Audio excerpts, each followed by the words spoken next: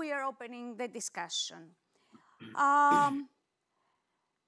First of all, let me present you the co-founder and the inspirator of Fest of Fests, Mrs. Athina Rikaki, otherwise known as Grandma.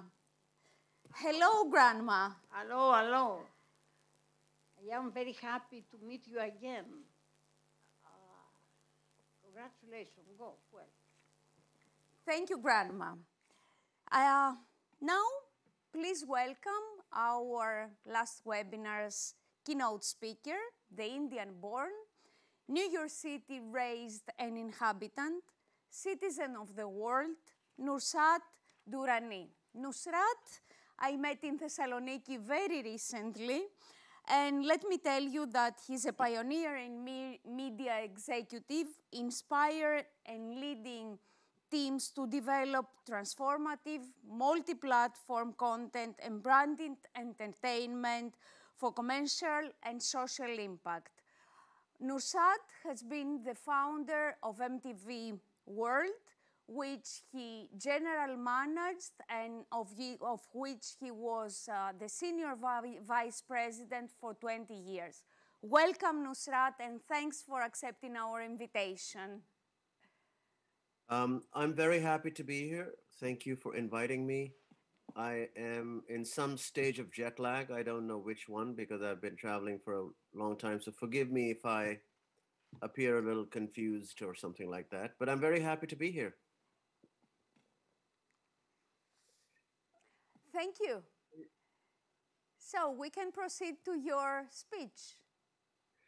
Well, as I was speaking with you, Elena, I actually don't have a speech. And I also think that, a middle-aged man talking about Gen Z issues is really shouldn't be a speech, first of all, because, I'm not of the Gen Z cohort. And I also actually don't particularly enjoy being a middle-aged man giving any speech. but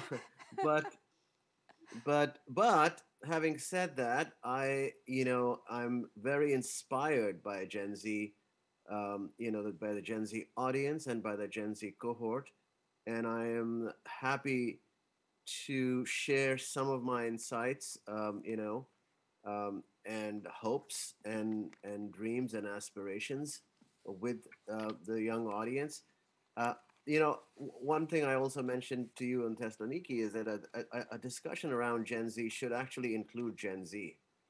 And I think that perhaps this will be seen by young people everywhere and they can share in our discussion. I just want to say that I've spent my entire career actually in service of the young, being, inspired by them, trying to inspire them, trying to connect with them, trying to reflect their hopes and dreams and joy and, confusion. And it's been my life's great gift. I think that I really have had a very, it's been a joy and a pleasure. And now I have somebody from the Gen Z generation who is my daughter. And so that's also very interesting because in her, I see all the changes that have happened to younger people and the way that, people in the ages of, let's say, 15 to 24, how they engage with the world, how they view the opportunities around them, how they view media, etc. So to give you a very small example as we begin this, my daughter was born in 2000, so she's 21 years old. And, before she was born, and even during her early years, MTV was the brand of record for youth. Any young person, any teenager would be either watching MTV or know of MTV or getting their information, their pop culture from MTV. And it's so interesting that my daughter, her father worked for MTV and was a general manager there. She never watched MTV. And in fact, Not only did she not watch MTV, she didn't watch any TV at all. She was getting all of her information, her entertainment, and her, music and pop culture from other platforms. And, so to my great disappointment, I was not able to impress her with the fact that I was working for the world's most powerful youth brand. But actually, this speaks to, just one change, that it's in the way that I think our younger generation consumes media is absolutely completely different from the way that the generation before them, which were the millennials, and then, consumed content. These young people were born, as you rightly mentioned, Lena, that they were actually there. It is the first truly uh, internet based generation. They've grown up knowing social media, with social media, and with digital technology. But I think that is just a very, very simple thing. That's a matter of technology. I think that from my experiences with this young audience, these young people, I've come to some other sort of impressions and conclusions.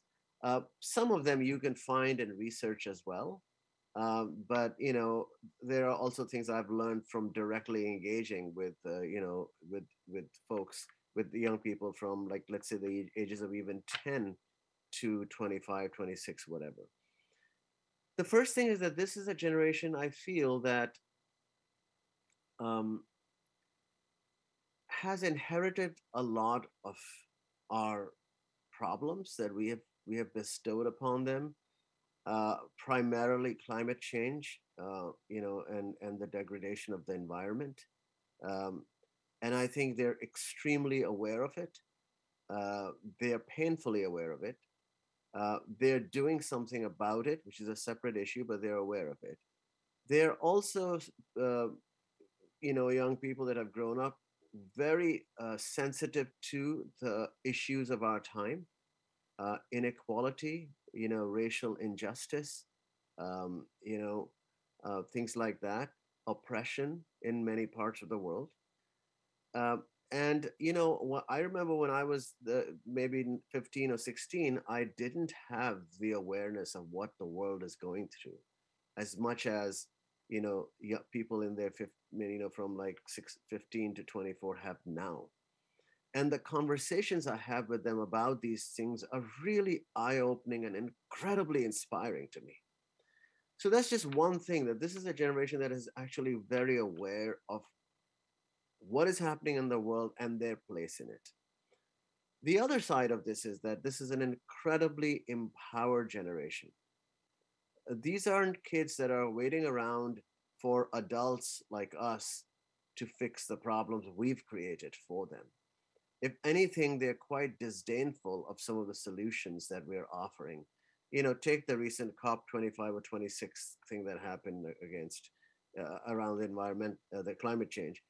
There were young people outside, obviously led by Greta Thunberg and others, really, making fun of the inability of older generations to save the planet, taunting us, inspiring us, wagging their fingers at us. And I think that is actually fantastic. It's great to see this happening, because we do need to be held to task. This is a generation also that is inherently global. I can only compare it with myself. When I was growing up in India, yes, I was exposed to Western culture through music and some Western films and literature, which was actually the consequence of, I would argue, cultural imperialism, because the West was bombarding us. Having left our countries, the West was still bombarding us with their culture. So I was the recipient of that. So that was my awareness of the world. I didn't travel too much when I was, when I was a teenager. But now things are different. You know, anyone who's young today and is engaging in digital media and social media is inherently global. They are very aware of the lives of their counterparts in different places of the world, and they are therefore much more tolerant of cultural differences, of racial differences, etc., etc. This is an inherently global generation. And the level of empathy I see these young people um, display and act upon is really mind blowing. I'll give you the most recent example. I was in Estonia where my film was premiering, and I happened up to meet two boys. I won't take their names. Two boys. One was 11, the other is 14. Um, and I actually they were there with their mother, and we started talking because one of them is an actor, and he was in a film I had just seen. And the conversation over the 1.5 hours actually completely reset my view of life itself. To be honest, it's that crazy. Why? First of all, these two boys were incredibly optimistic. They have assumed already that they will be able to solve the big problems of our time. They told me that for them, the biggest issue confronting young people was climate change. The other big issue that they said was that confronted us was inequality. And I asked them specifically questions around what they thought about racial injustice, what they thought about disparity, what they thought were the good platforms to be on, or the platforms they didn't like to be on. And they gave me incredibly articulate responses listing for me the social media platforms and the personalities that they thought as young people they were critical of, and then the ones that they were spending most of their time on and thought were the more sort of like appropriate platforms. I'll just give you two examples. One, actually, I'll give you one example because I don't want to necessarily say I'm endorsing these views or not. For none of them are. Both the boys were not on Facebook, Instagram, WhatsApp, um, Twitter, or any of these platforms. The platform that they most frequent is Discord. And in case you don't know what Discord is a social media platform for it's predominantly for gamers. These boys lead a very rich and very active life in the world of coding, for example. They have avatars, they do animation, they're going to school, uh, and they have a powerful drive to actually change things. Again, these boys are 11 and 14. When I was that age, I don't know, I was playing with marbles. You know, I had no idea of what was going on in the world. And, I was just a mama's boy. And I think it's incredibly inspiring to see, to be in these conversations. Um, the other thing, I know this is a very kind of, it's not really a keynote, I'm just sharing some impressions, is that's to talk about creativity, is that we live in a creator economy, and the platforms that have most connected with are most resonant with the young people we're discussing today are ones that allow them to express their creativity and take ownership of the content they create. And those would be TikTok and Douyin, for instance, is a Chinese platform. Between them, these two platforms reach 1.2 billion young people, which is astonishing. It's very large. And the ability to express oneself, whether it be in short form content on TikTok or on a essentially gaming platforms like Discord or Twitch, is something that is inherent and incredibly important to this generation. Not only have they done this, they're the means to express themselves fully and richly on these platforms, but also to monetize their content. So I'll give you a quick example of that. In the realm of music, there's an entire genre or movement, if you will, of music, which is called PC music or bedroom music. And these are kids, like literally as young as from 12 to 20 years old, creating music on their laptops in their bedrooms. And some of it is really crazy and it's mashing up different genres and it's taking from this and that. Some of these people don't even know how to sing, or they're not professional musicians, but they're putting out tons of music, bypassing traditional music industry platforms, not going to labels, not doing any of that. They're posting their songs, their music directly on SoundCloud, on YouTube, and on TikTok, etc., and sometimes gathering millions and millions of viewers. Example, there's an artist called Glaive, Glaive. This is a 16-year-old boy from North Carolina who put his music. He put out a bunch of songs as EPs on SoundCloud, and then went to YouTube, and then to TikTok, etc.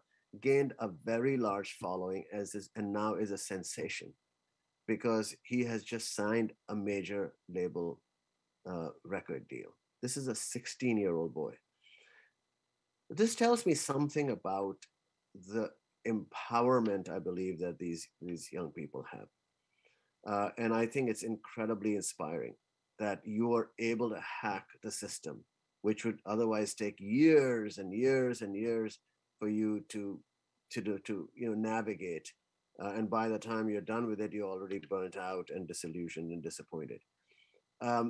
So this generation is actually using the technologies they inherited and were born into really, really well.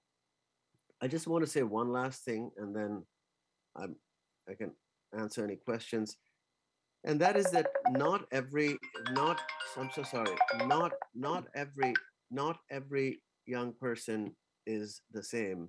We tend to generalize people through various demographics, and we give them names like Gen Z and Gen Y and millennials.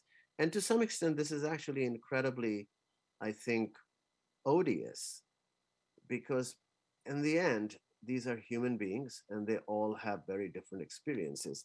And there are 1.9 billion, I'm so sorry, there are 1.9 billion people in the age group 15 to 24. It's roughly 20% of the world. Of these, 85% of them, which is roughly 1.6 or something like that, 1.6 billion people live outside the West, the Western Hemisphere.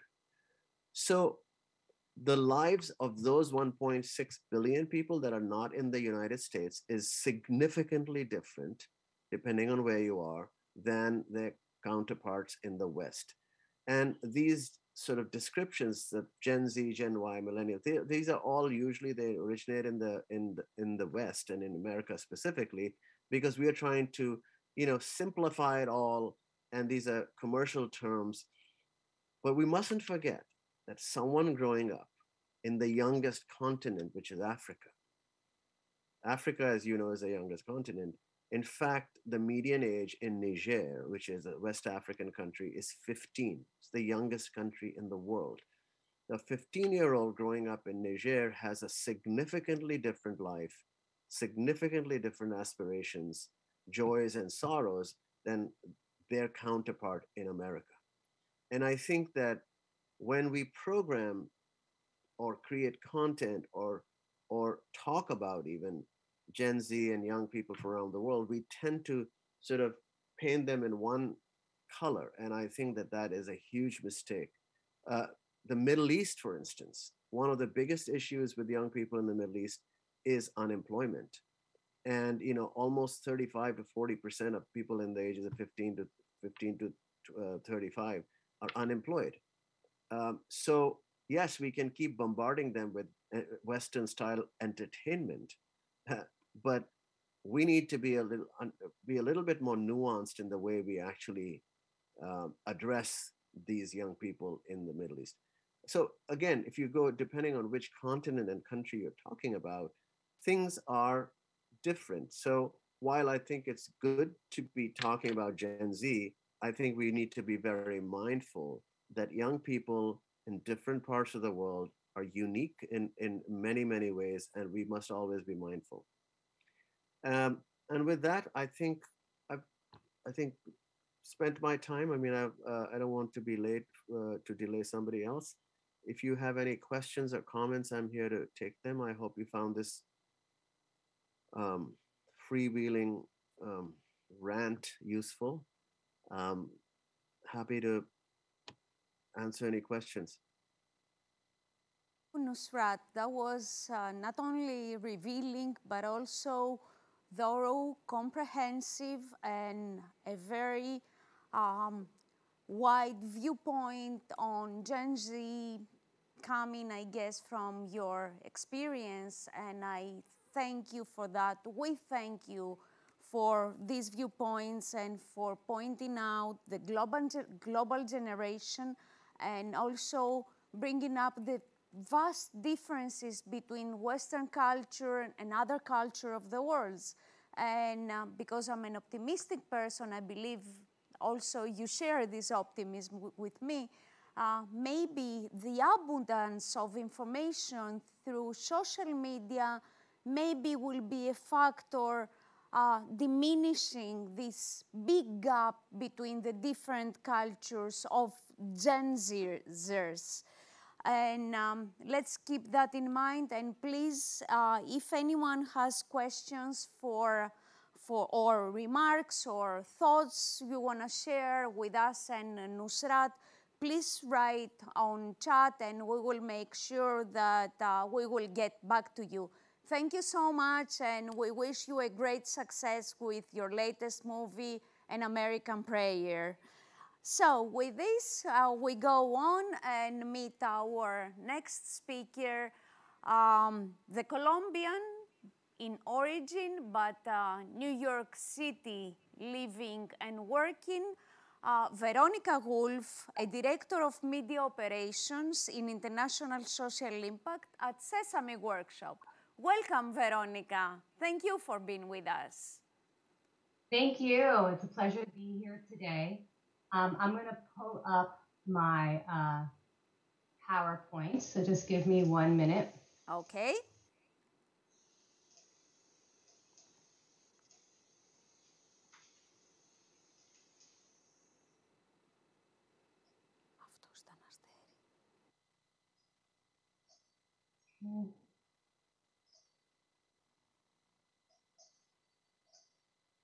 Can everybody see that?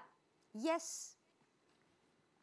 No, we can't see it. We just see you. Okay. Now it's okay. Okay, wonderful. Thank you so much. So today I'm going to walk you through the ins and outs of producing international programming at Sesame Workshop. I'll share with you a little bit about our history, our process, our best practices, a couple of examples of our productions, and hopefully there'll be some tips and strategies you could take away when you're creating your own content for global markets. This past November 10th, we celebrated 52 years of Sesame Street. You know, at the time when it was created, Sesame Street was a groundbreaking show. It was created on the heels of the civil rights movement. It featured a diverse cast that you see here of humans as well as Muppets. And they all resided together in harmony in a neighborhood called Sesame Street. And Sesame Street, it was an educational preschool show. It was made for kids from economically disadvantaged communities, and it was made to help them prepare for school. The idea originated from a question that our founder, Joan Gans Cooney, posed, which was, can kids learn from watching television? Can they learn their ABCs and 1, 2, 3s the same way they were learning jingles from commercials by watching television? And what I love about this origin story personally is that it starts with a question, you know, and at Sesame and in life, we encourage questions. That's the best way to learn. It also, there was a need in the market that was identified. And on top of that, there was an observation made, something really out of the box, you know, there was a note taken that, hey, kids are learning these jingles. What else can they learn this way? And so it took a team of experts in production and research and content development and visionaries, really, who believed in the power of media and the magic of the Muppets to take a calculated risk and, you know, test this idea. And 52 years later, we're here. And Take note because what I gave you is pretty much the ingredients for the secret sauce at Sesame. So since the 70s, since we launched Sesame Street in the US, we shortly thereafter, we launched Sesame Street adaptations in Latin America, in Europe, and now we're also in Africa, Asia, and Australia. And here's just a little snapshot of all the different street signs around the world. We're in over 150 countries, and we reach almost 200 million children worldwide. Here is just the current projects, some of the current projects that we're working on in international. We have the Sesame Street adaptations, which are essentially local versions of Sesame Street that have their own Muppets, their own films, their own stories. Examples of that are like Sesamo in Latin America or Sisimpur in Bangladesh. We have our humanitarian efforts. We've created a show called Ahlan Simpson for the Syrian response region. And we're currently working on another humanitarian initiative called Play to Learn, which reaches Rohingya refugees in Bangladesh.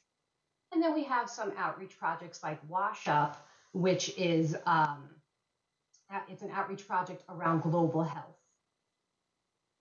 And Raya, the puppet that you see there, is the one who leads our global health initiatives. So all this work is different, no matter where we work, we really tailor it to the regions that we're in, but it's all predicated on the Sesame model, which is a combination of beautiful trifecta of producers and production personnel working with content specialists and educators and researchers. We have a team here, but we also mirror the same team setup in the countries that we work in. So the process begins, once we get funding, we do a needs assessment. We want to understand the critical needs of kids and families on the ground. We figure out what those topics and important themes are that we want to tackle that season or on that project. We create a we form a content seminar with educational advisors to help advise on these topics and themes. And from that, we create a set of educational objectives, which is essentially a curriculum. It's the key messages that show is going to be about. The curriculum is our production's Bible, if you will. It's the heart of everything that we do. After the curriculum seminar, the content seminar, we have creative workshops. The creative workshops involve the educational advisors, production, writers, sometimes puppeteers, and we work together to create the show or the program. So we will talk about who are the puppets or the human cast that's going to be in this show. What are those key messages? How are we going to bring it to life on screen through these characters, through the stories? What is the street or the set going to look like? Are we going to do live action films, stories told through the eyes of children? Are we going to have children on the set? There's lots of questions and creative ideas that are discussed at these workshops. We also conduct a series of trainings. So we have writers' workshops where we specifically work with writers on writing stories and outlines and stories around these different topics and themes. It's a lot for a writer to take on. They have to write to a curriculum. They have to write for Muppets. And they have to write for a certain age set of children. We also conduct puppeteer training. So we work with local performers on the ground to train them to be puppeteers. We conduct auditions, we go through a casting process, and then we cast them for these various roles. We also do the same with live action filmmaking or maybe animation, as well as director workshops. So once we get the creative underway, we do some formative research. We like to test our content. That's what we do at Sesame. Everything we do, we really test and research because we want to make sure the content is going to work and resonate with our audience before it goes on the screen. And so we might test scripts. We might test animatics, the early stages of animations. We might test a live action film. We might shoot some Muppet content and test that. If there's a particular topic or theme that we're really curious about, or maybe it's very new to us, and we're not sure exactly how to go about something, we'll want to test that as well. And we also test language. We might have content that's dubbed, and we want to see if we're capturing the dialect correctly. So once that's underway, we take the findings from formative research and we apply them to our production, and we continue and we produce the show. We distribute across many different means. We do mass media, we do outreach, we do radio, mobile, digital, social. Once the content is out there, we sometimes conduct a summative evaluation at the end of the project to evaluate whether our messaging had the impact that we were seeking, if there were changes in attitude and knowledge and behaviors with our audience. And then we take that information and it's cyclical. We start it over again with the next season. So these are the different streams, distribution streams, as I mentioned. We're more than just television these days. We're on mobile, online. We stream content. We also create content for the adults in children's lives, their parents, their caregivers, teachers, facilitators. We'll get this content out through community centers. There might be community viewings of our content. We do home visits as well, especially in our outreach programs. And we also create print resources and print materials such as activity sheets or coloring pages. So as producers, there's a lot on our mind. Our end goal is to make sure that we're reaching kids everywhere. We want them to reach their highest potential, and we want to help them grow smarter, stronger, and kinder. And as we're creating content, we're thinking about the brand. It's a legacy brand. It's over 50 years old. There are a lot of established, well-known, beloved characters all around the world. We want to stay true to the integrity of the program. We want the content to be relevant. So our curriculum is tailored to the kids that we're working with in these particular countries. It's contextualized. We also create global content in addition to contextualized content. Global content can work anywhere. And the reason we do that is to help build up our library, because there are some places in the world where we want to be, or they want a Sesame Street, and there might not be the funding to do so, but we could package global content that's already been tested and proven, and dub it into these local languages. We also need to stay competitive. We need to understand the markets that we enter. And we do that through market research, and we learn about our competition out there. It is a very saturated market, and there is a lot of great content. It's not only on television, it's coming at you on every different platform. So that's something that we try to do. We try to really stay cutting edge, and we do that by being innovative. We do that by changing and learning and growing. We want to make sure our content is impactful. Here are our messages. This is our curriculum. This is what the show's about. Are kids learning from it? And also, are they engaged? Because if they're not engaged, then they're not going to really watch. So all these things are on our minds when we're creating content. We work very closely with educators, as I mentioned at the top with our model. To create global content, we decided to create a global content advisory. And this lovely picture here was taken in 2019 when all our local advisors and educators and content specialists on the ground came to New York and for this global content advisory.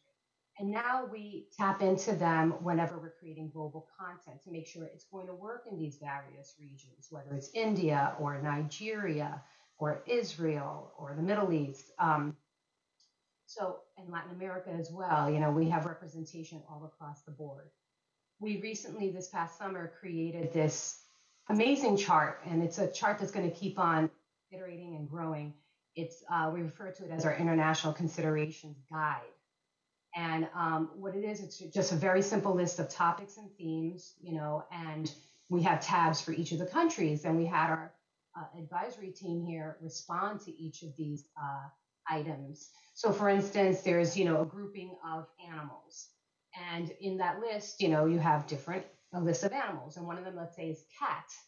So in most regions, a cat, if we have it in the show, whether it's a Muppet or a storyline or something, it's fine. But what came out of that was that black cats are an issue. Black cats are kind of associated with magic or with evil. So that's something that we wouldn't include in our global content production. We created this considerations guide because we started finding, when we were creating content, the same types of things were coming up when we would review, so this guide will go to writers and to those production people at the very top of the projects before they start thinking of ideas and creating, because it'll help inform them on what to create. So Sesame Workshop and Sesame Street, this is all preschool content. Fairly recently, we embarked on something that's not preschool content. It's actually around menstrual health management. And it was part of our Wash Up initiative, which is on water, sanitation, and hygiene. We did a program called Girl Talk, and it was aimed at girls in Zimbabwe ages 10 to 14. And it was really created to dispel, the myths and bad information around menstruation.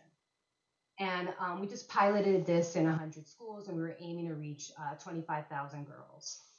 We decided to go with animation because animation resonates really well with audiences, especially the youth. And we created this character named Dee Dee, you see here in the middle there. She was originally created on our Nigeria show, Sesame Square, a few years ago. She was in a format in that show, slightly older. We envisioned her slightly older at that time, but we brought her back in a different animated style and aged her down a bit.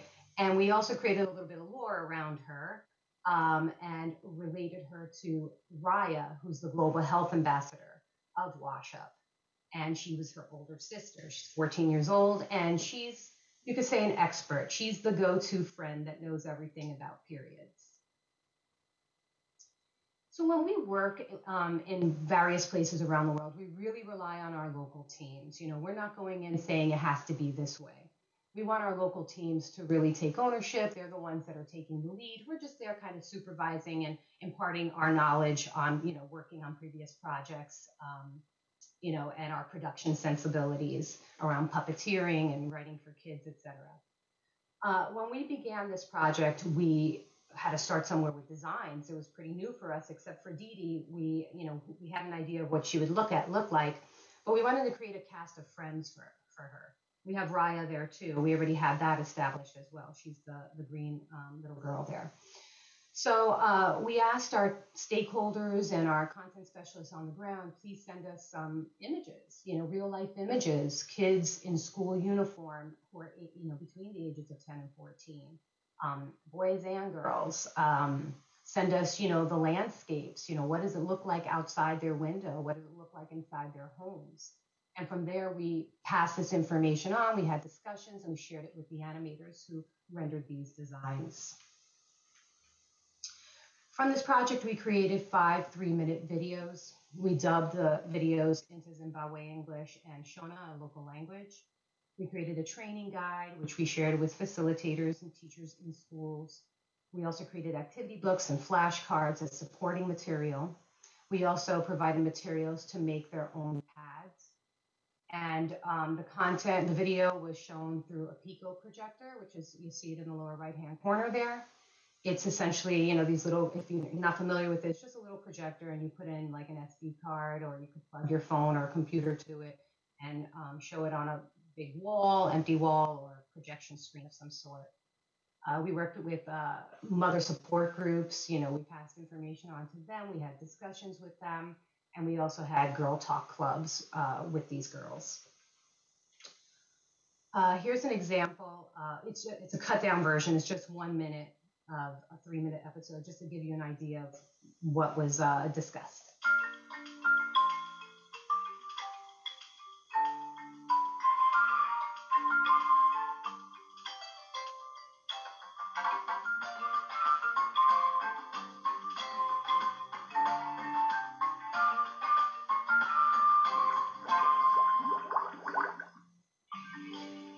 Hello, Daddy.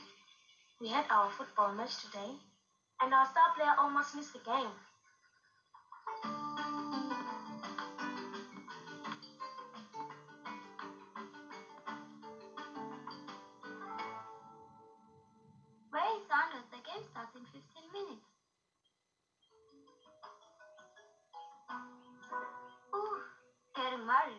start warming up. I can't play today. What? Why? What's wrong, Sandra?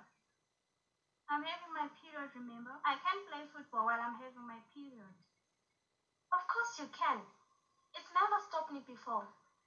When I get my period, it can be uncomfortable, but doesn't keep me from doing anything that I want to do. I go to school,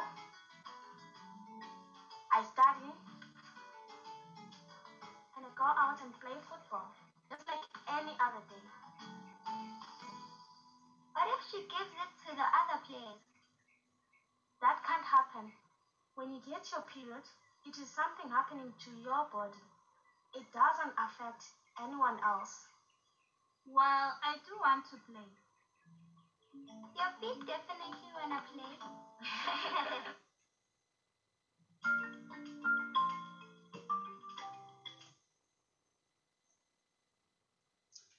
So when we work internationally, as I mentioned, we do a lot of research. We did a multi-country research fairly recently, and from that, the research team had some recommendations for how to approach our content moving forward.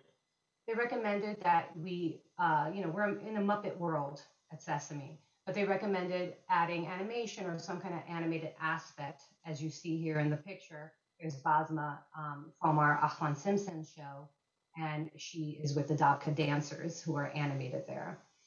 They also told us handle fewer curricular goals. So previously, Sesame Street had like a magazine format style, which were just kind of little bits of shorts strung together.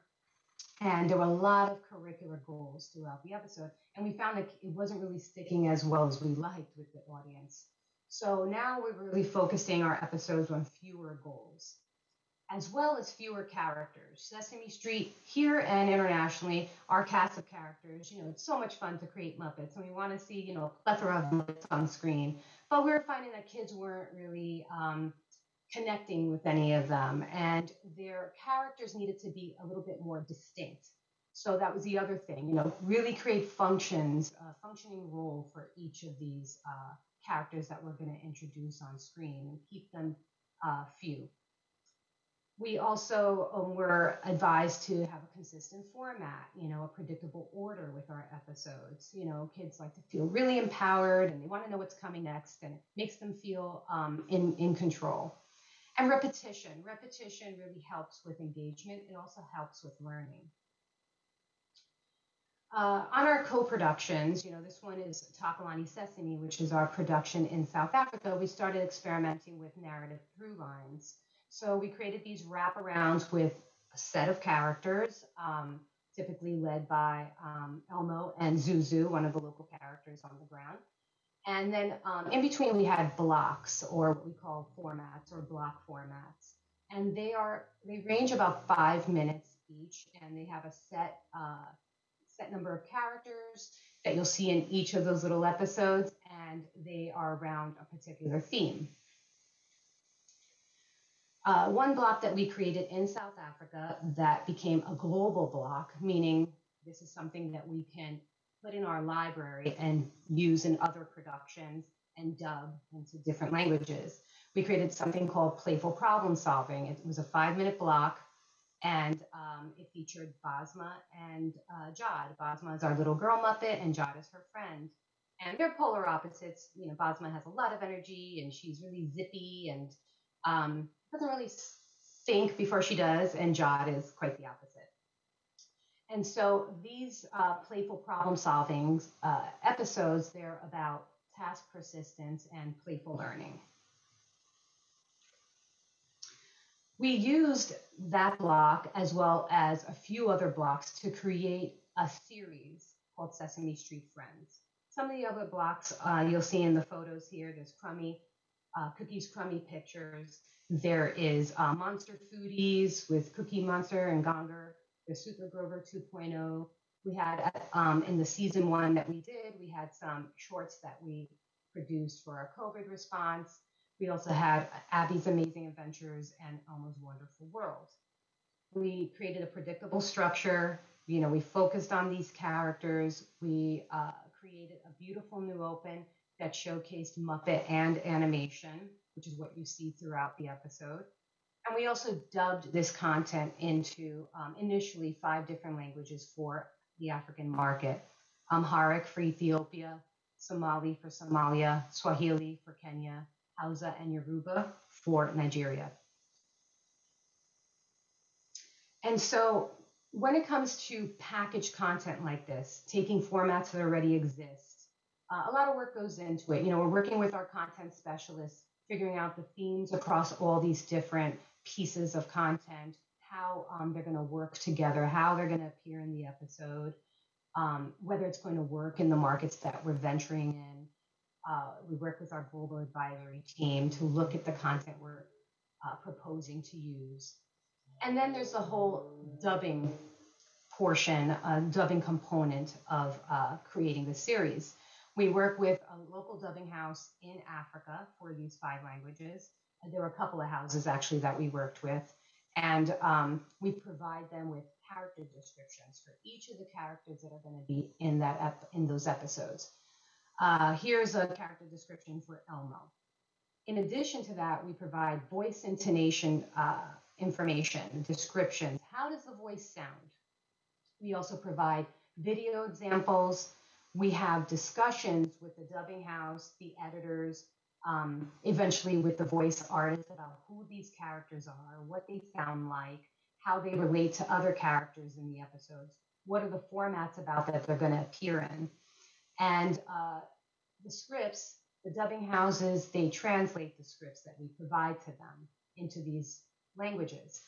Those scripts are reviewed by proofreaders that we bring on board because unfortunately we don't speak every language. So we want to make sure that the translations are accurately rendered, that they're capturing the character, they're true to the identity of the character and the integrity of the educational messages, which is very important to us. I'll tell you a very funny short story. During this process, I guess one of the translators may not have watched the segment while they were translating the script.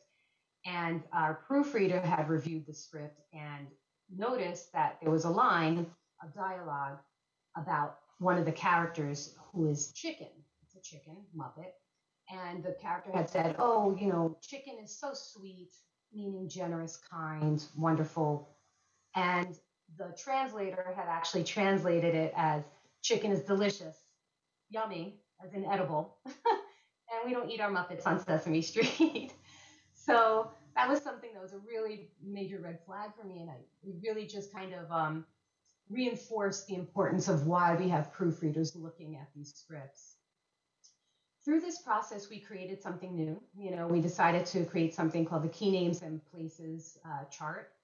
And each of the translators for the various languages would capture how the phrase was translated. So if, Cookie Monster says, me want cookie, and that's a very popular phrase, the translators would include me want cookie in the various languages so that if this went to another translator for another segment, they would have this reference and there would be continuity across the translations.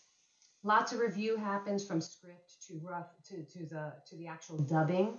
We'll have our translators and proofreaders listen to the dubbing, and we do test the content to make sure the dialect is correct, that the voices are easy to understand, because these are Muppet voices and sometimes they're really gravelly and gruff or very high pitched. So we want to make sure that it's resonating with our audiences, children and their parents alike.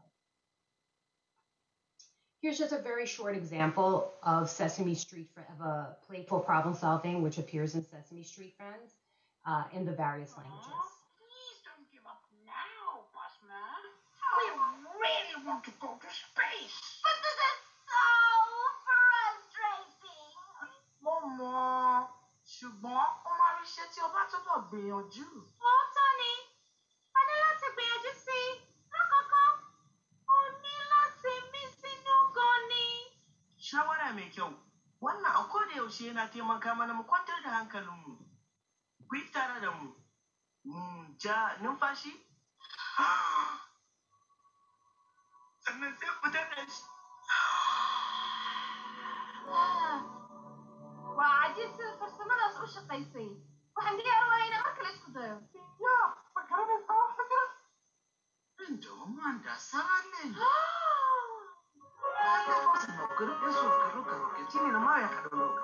Hivyo safari hii tutatana roketi kwenye upande wa chini na kuweka nafasi ya kamba kushika. Hiyo kamba haitateleza kwenye roketi. jaribu hivyo So you see there, we try to really stay true to the characters no matter what language we're dubbing in. Aw, please don't give up now. So I just wanted to wrap up with some best practices, and I think this can work for any age group, really, for any content that's being created. Keep messages clear, simple, write good stories, have some sort of story structure, clear, defined characters that demonstrate and model inclusion and respect. Use humor effectively, depending on your audience. For the younger audience, we don't really rely on the funny to carry the educational, because all kids are going to remember is what they laughed at. Try watching with the sound off. This is something we sometimes do, even though we don't sometimes understand the language and don't need to do that. We'll turn off the sound, so we're not depending on those kind of musical or cues or sound effects. And we'll see, the screen, is it just talking heads? Are we making the most of our Muppets? Is it, are we using props in the best way possible and the set that they're on? It's also something we do for accessibility. We might want to add sign language component or, to an episode, or we might want to add closed captioning. These are the things that we're looking at when we're creating our content. Use visual elements to counter stereotypes. So, if you have a girl Muppet, instead of her maybe wearing a pink dress, and having a tea party, maybe we're going to go with her, in sweats, kicking around a soccer ball. Dad, instead of dad, carrying a briefcase and going to work, we'll probably have him in the kitchen washing dishes and setting up the table for dinner while mom comes home from a long day's work. Pattern and repetition for our audience, it helps with recall and comprehension. So, we do have songs, we do have rhymes and fun sounds. Invite kids to participate.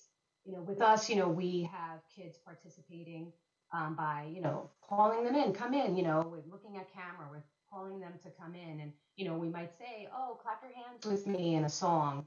There are other ways now that, you could have your audience participate, which is like offline, on social media. It doesn't have to be on TV or, on a streamed content. You can have them participate on social. Sometimes we have kids send in, and families actually send in photographs. Maybe their kid has a really cool costume of Cookie Monster, or, maybe they baked some really great cookies and they want to share recipes. So we do those kinds of things on social.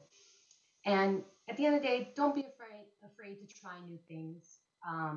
Sometimes we're afraid of failing, and that's normal, but I think you get a lot of lessons. I think we all know that when you try something, you fail, you learn. And remember always to have fun. Thank you so much. Thank you so much, Veronica.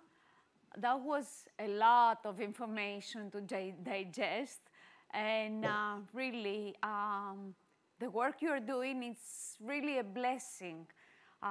Together, research, engagement, so nice content all over the world, and adapting characters for the continents we are focusing today. Arab world, Africa, Asia. Thank you so much for your work, and thank you so much for sharing all this information. Keep up the good job. I'm jealous of your job. Maybe I'll come back to New York and find you again. I'd love that. I would love that. Thank you so much. Thank you. Bye.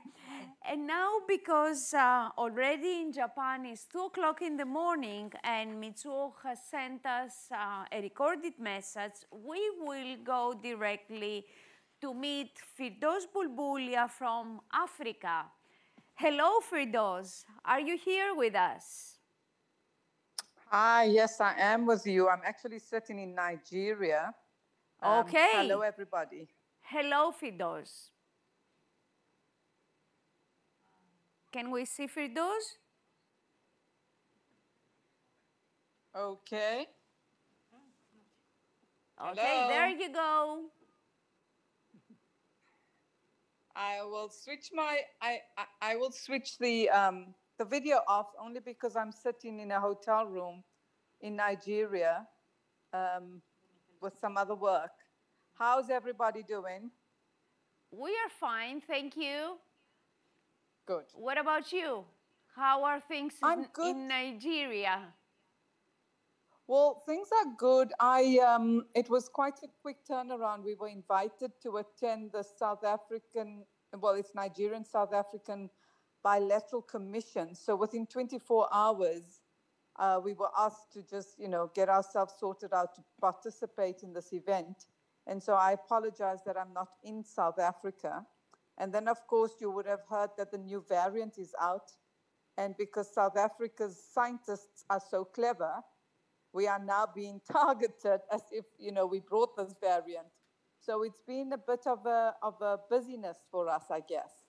But nonetheless, we are very excited. There's quite a bit of activity happening in South Africa, generally around children's media, and really growing in the continent. So there's a lot of activity in Nigeria around animation and gaming for children. And that's happening in South Africa as well. I know Kenya has begun to do quite a bit of gaming with partners in other parts of Asia. So there's a lot of movement, a big shift. And so I was very interested to hear the keynote speak because it really gives us an understanding of where we are in terms of this new generation of young people.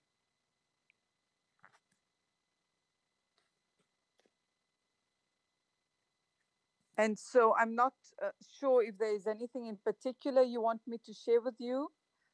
Just in terms of the overview, I'd like to thank Mama Athena for calling these webinars. And I think it is so important given that COVID has kind of pushed us out, where people are feeling quite frustrated and feeling quite alone. It seemed an opportunity for us to connect globally and to connect particularly in terms of the South-South, which is Africa, Asia, the Middle East as well, which I think is important. And I want to thank Layali for bringing the Palestinian lab to our attention as well and the work that is happening there. And of course, our friends in India who are quite active. And then Sifej, I see, is at the table as well. So the good thing is that the partnerships continue. The networking continues, and this is important. So during COVID, I know that maybe Jitendra will talk about it, and also our friend Fahmido from Bangladesh. But just the fact that we were able to connect young people through producing content and also to share content online. For us, what we did was an online conversation around children coping with COVID. And so we've done some research and we did an I want to say intergenerational, but also in terms of looking at the different regions of the world to find out what people were doing in Latin America, in Africa, in Asia, in particular around COVID and around children. And so very interesting that people have really focused on making sure that our children in the South are familiar and aware with what this virus is about, and that they have the tools in order for themselves to be able to communicate the issues that are important. In South Africa, we have created an animation called Wazi, Wazi's Wonderful World. And the way that we started was that Wazi was going to go out and discover the world. But unfortunately, Wazi had to stay at home because, everything was locked down.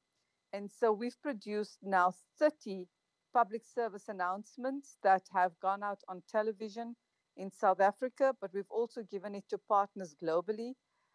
In Iran, they had dubbed it into Farsi. We've also given it through the Asia Broadcasting Association to other partners in India, in China, Indonesia, etc. So we're very excited that Wazi has been traveling the world, explaining to children, explaining to her peers what COVID is all about.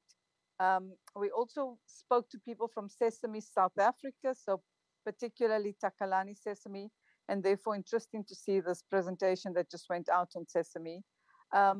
Takalani Sesame, I think most of the content they received, or even the ones that they reversioned, came out of the US, and they've been very effective in getting the information out to young people through the slots that they already have on the broadcaster. And then for us, it was really looking at a locally produced animation that young people could also reach out and understand as much as possible, given a very localized content and performance. I can stop there unless there's more that you need me to talk about. We are fine, Fidos. And please, if anyone has any questions for Fidos, please send them to our chat and we'll make sure that they will get answered. Thank you for everything, Fidos. And now let's move on and go to India to meet our friend Jitendra Mishra, who is an Indian film producer committed towards meaningful cinema, director, Smile International Film Festival for Children and Youth in New Delhi, India, and president of CIFEJ. Welcome. Thank you so much, Lena. I would like to congratulate you first, Grandma Athena, Katerina, you and the entire team for this fantastic initiative. It's indeed a benchmark in our industry, I can say, Kids for Kids initiative, along with Fest of Fest. Thank you for your kind words. Yeah. Am I allowed to share my screen? Of course. Okay.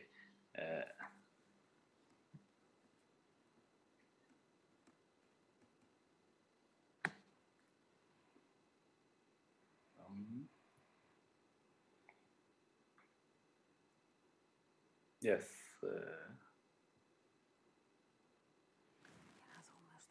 Yeah. Who am I?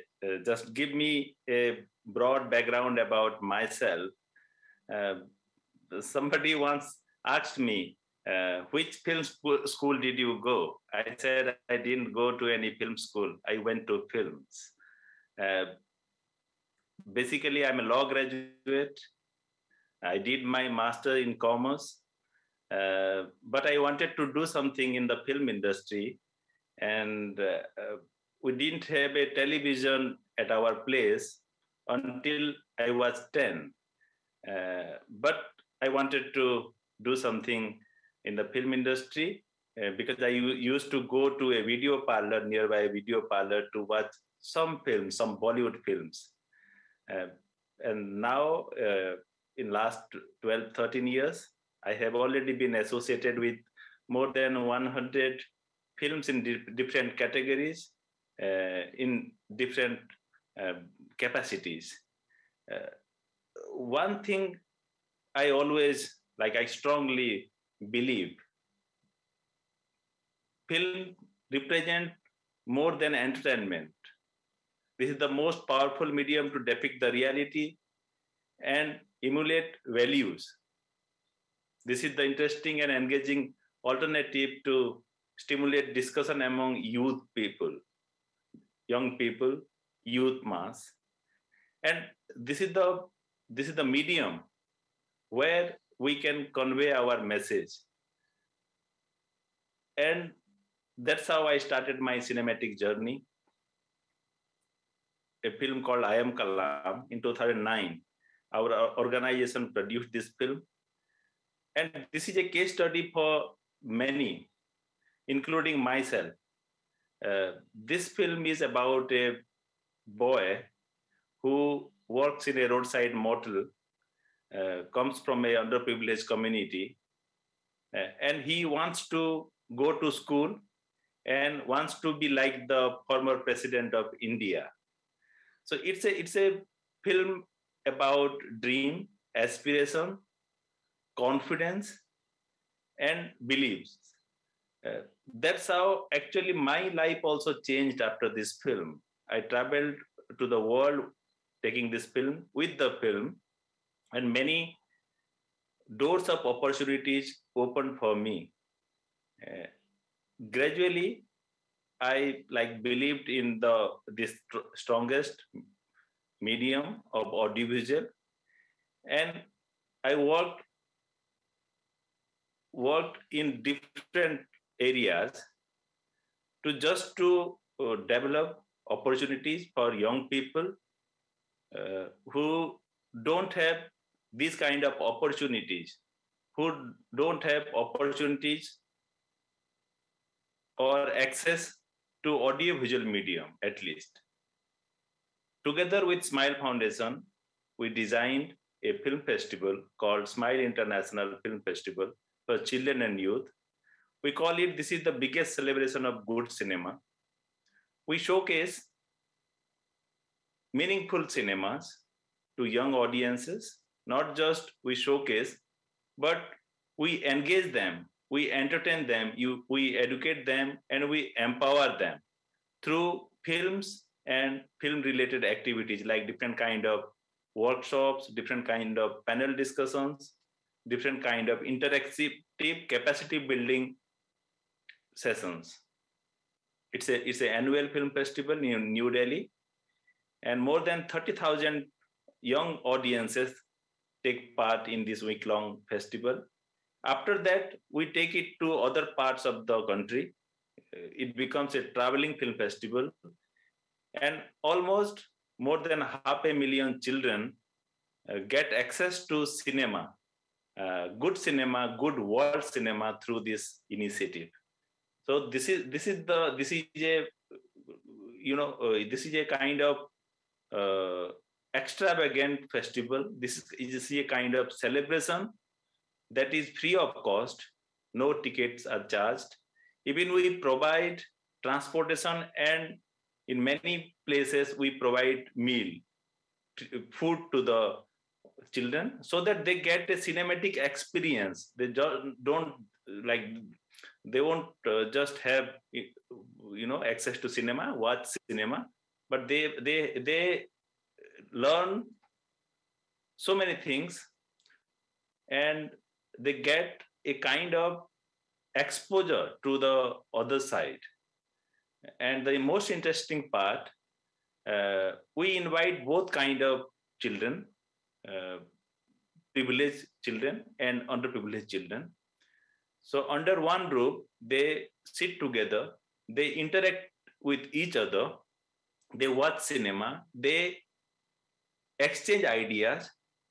So technically, they see the other side of the wall also. So that's the beauty, and I think this is the only place where children from both communities, they spend time together, watch cinema, take part in activities, and also have food together. So this is Smile International Film Festival called SIPSI, and it's an initiative of Smile Foundation that itself is one of the most credible development organizations in India. During this COVID, the whole world was struggling, fighting with this dreadful situation, and we all were in the pandemic situation. But the young people, they were the worst sufferer during this time because of the lockdown. They can't go to school, they can't go outside to the park, they can't meet their friends. So it's more difficult time for them. So we launched an online initiative called One World Children, along with our international friends. Almost 20 different organizations from 15 different countries came together to host this online workshop for children, for global children. And we hosted almost 20 different filmmaking workshops in last 1.5 years online, free of cost. Every child can access to those workshops, those interactive sessions, and almost we don't have a because it's an ongoing process. We don't have a concrete number now, but we have already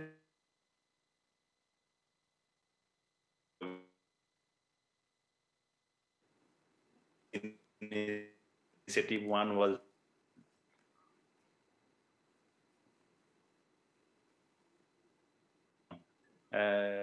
last year. I used the national go down. It's a very positive just to motivate children, and we have already reached out to 10 million global audiences virtually. I have recently launched an initiative where we showcase different parts of my province, my state, Odisha. It's a series of documentaries for young people, and in fact, this is for all kind of audiences. And also, I have recently launched a festival during Expo 2020 Dubai. It's a different kind of film festival for all audiences, but of course, a part of this festival is dedicated to young audiences. And this festival, it's a package of film.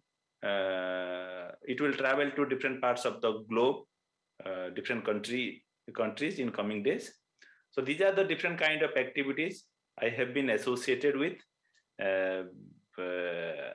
I am committed towards meaningful cinema. Of course, I am committed towards serving the young people, global young people. Thank you so much. And keep up the good work with CIFEJ. The global community needs CIFEJ, and thank you for being so active. And if we can do this community created by these webinars, if we can all do something to support you and thank bring you so much. new initiatives all over the world, please, everybody, share with CIFEJ, and let's create something new and inspiring and pioneering and innovative together. So, thank you so much again, Jitendra. And thank you. Thank you. Can I add one more thing? Of course. We have several. As you know, I am the current president of CIFEJ. We have so many innovative ideas already implemented in CIFEJ. I have not, shared those things here. I just told about my individual things here. So you can send us you will come to know about the new. Yes. Yeah, we will send it to you. Thank you. Okay, please send, and we will make sure to share them with our community and bring up something, create something new. And so with this, we are moving on and going to Debyani Mukherjee, I hope, to Fahmid from Bangladesh, Fahmid Islam Sadonu from Bangladesh. He is a general manager of communication at the satellite channel of Bangladesh, Channel 1. Hello, Fahmid. Welcome.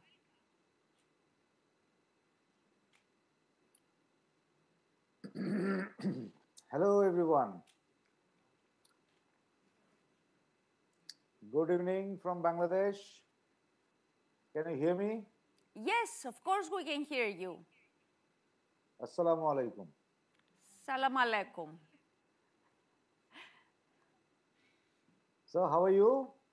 We are fine, and we've heard very interesting and intriguing things tonight.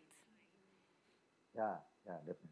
I saw you were here from the very start, so I hope you also enjoyed the conversation. Yeah, I definitely enjoy. But as far as my subject concerned, role of electronic media on childhood development. So in Bangladesh, the scenario is totally different and from the other countries because in India, in China, they have a lot of population, and in Bangladesh we have 200 millions. So in this part of the world, there is population is very high.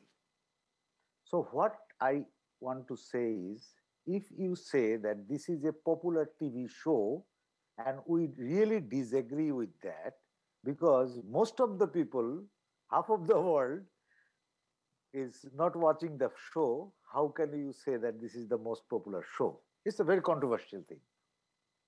And children mental development content is very poor all over the world.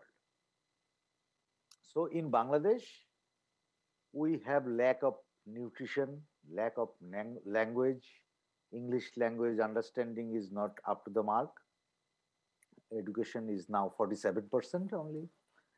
But the thing is that many people are putting a lot of things that for the children, but the adults are thinking that this is good for the children. And I really disagree with that. Why don't you go to the children and ask them what they want? It's my point. It's my I'm apology for this point, but the thing is that I always want to learn from the children. I always want to hear from them. Like Firdaus said, Wazi is a character who is talking about the COVID-19 or pandemic situation. So, what are the other people are doing? I don't know. They are making Superman, Spider Man, Iron Man, but they can create a character like we are running almost 47 years, and we still love to see the Tom and Jerry cartoon. So there should be a unique cartoon character who is the more powerful, who can be the more powerful for the to the children, so that children can listen them, so that children can learn from them. And we, as Sesame Street, as I know, Sesame Street is working in Bangladesh from 2005, and they are talking about so many things, but I don't find that Sesame Street took an initiative to spread in all television channels.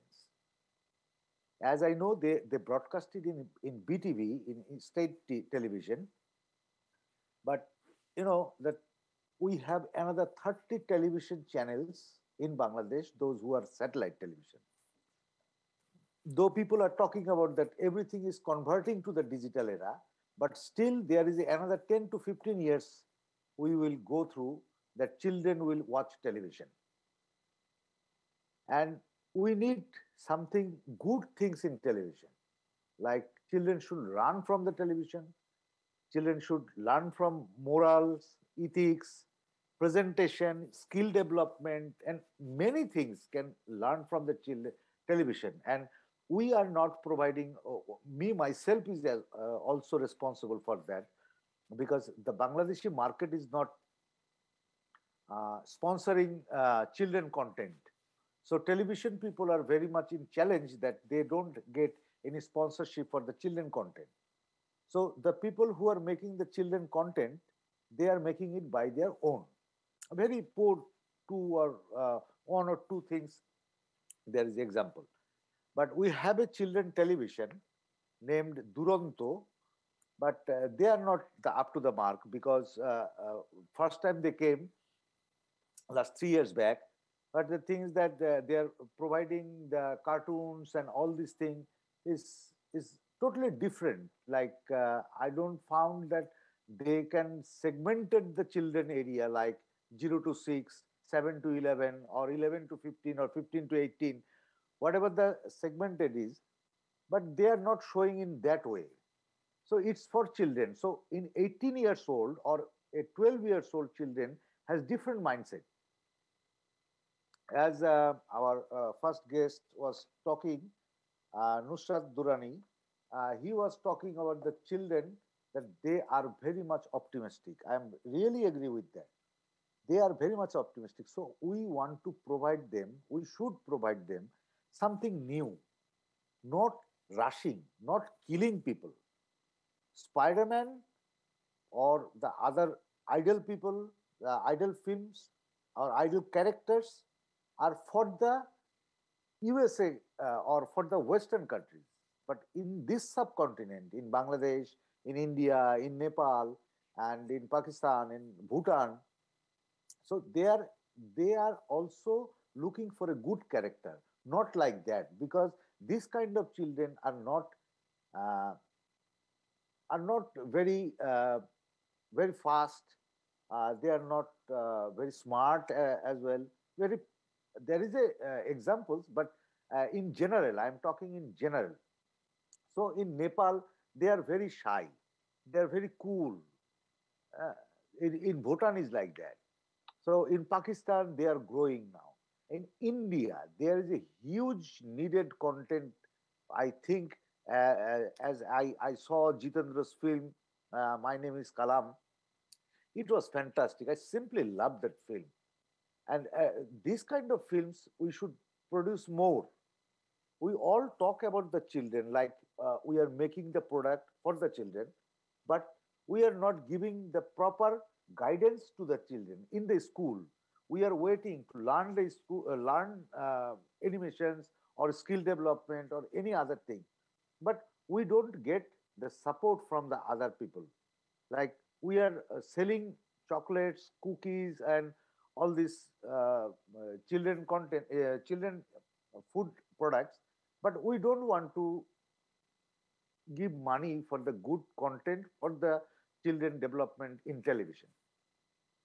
In children TV production, there is a no children television production in this country, in Bangladesh.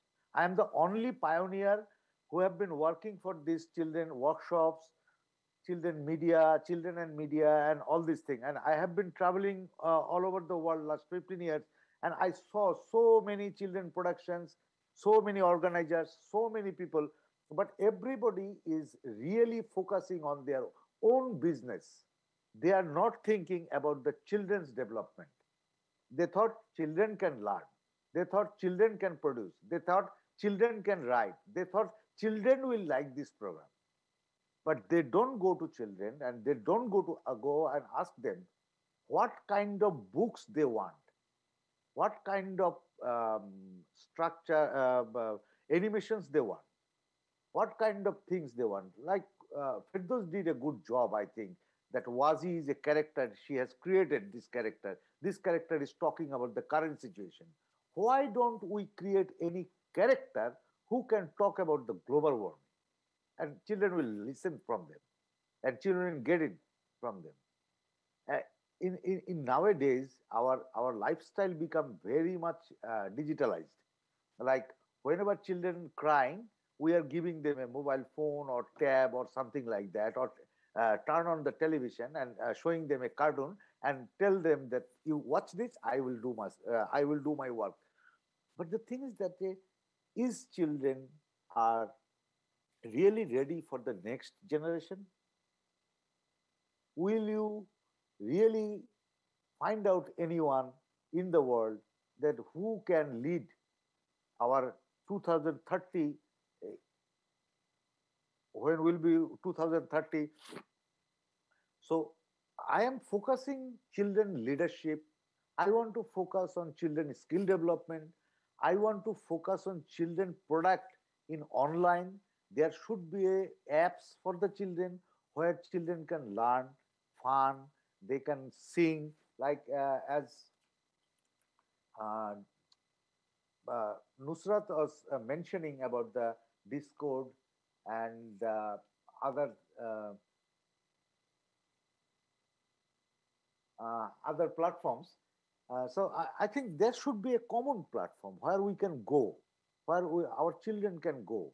In Bangladeshi market, there is a no children content in DVD. in YouTube, in other thing. We have to watch it from the Sesame Street or from the other platforms.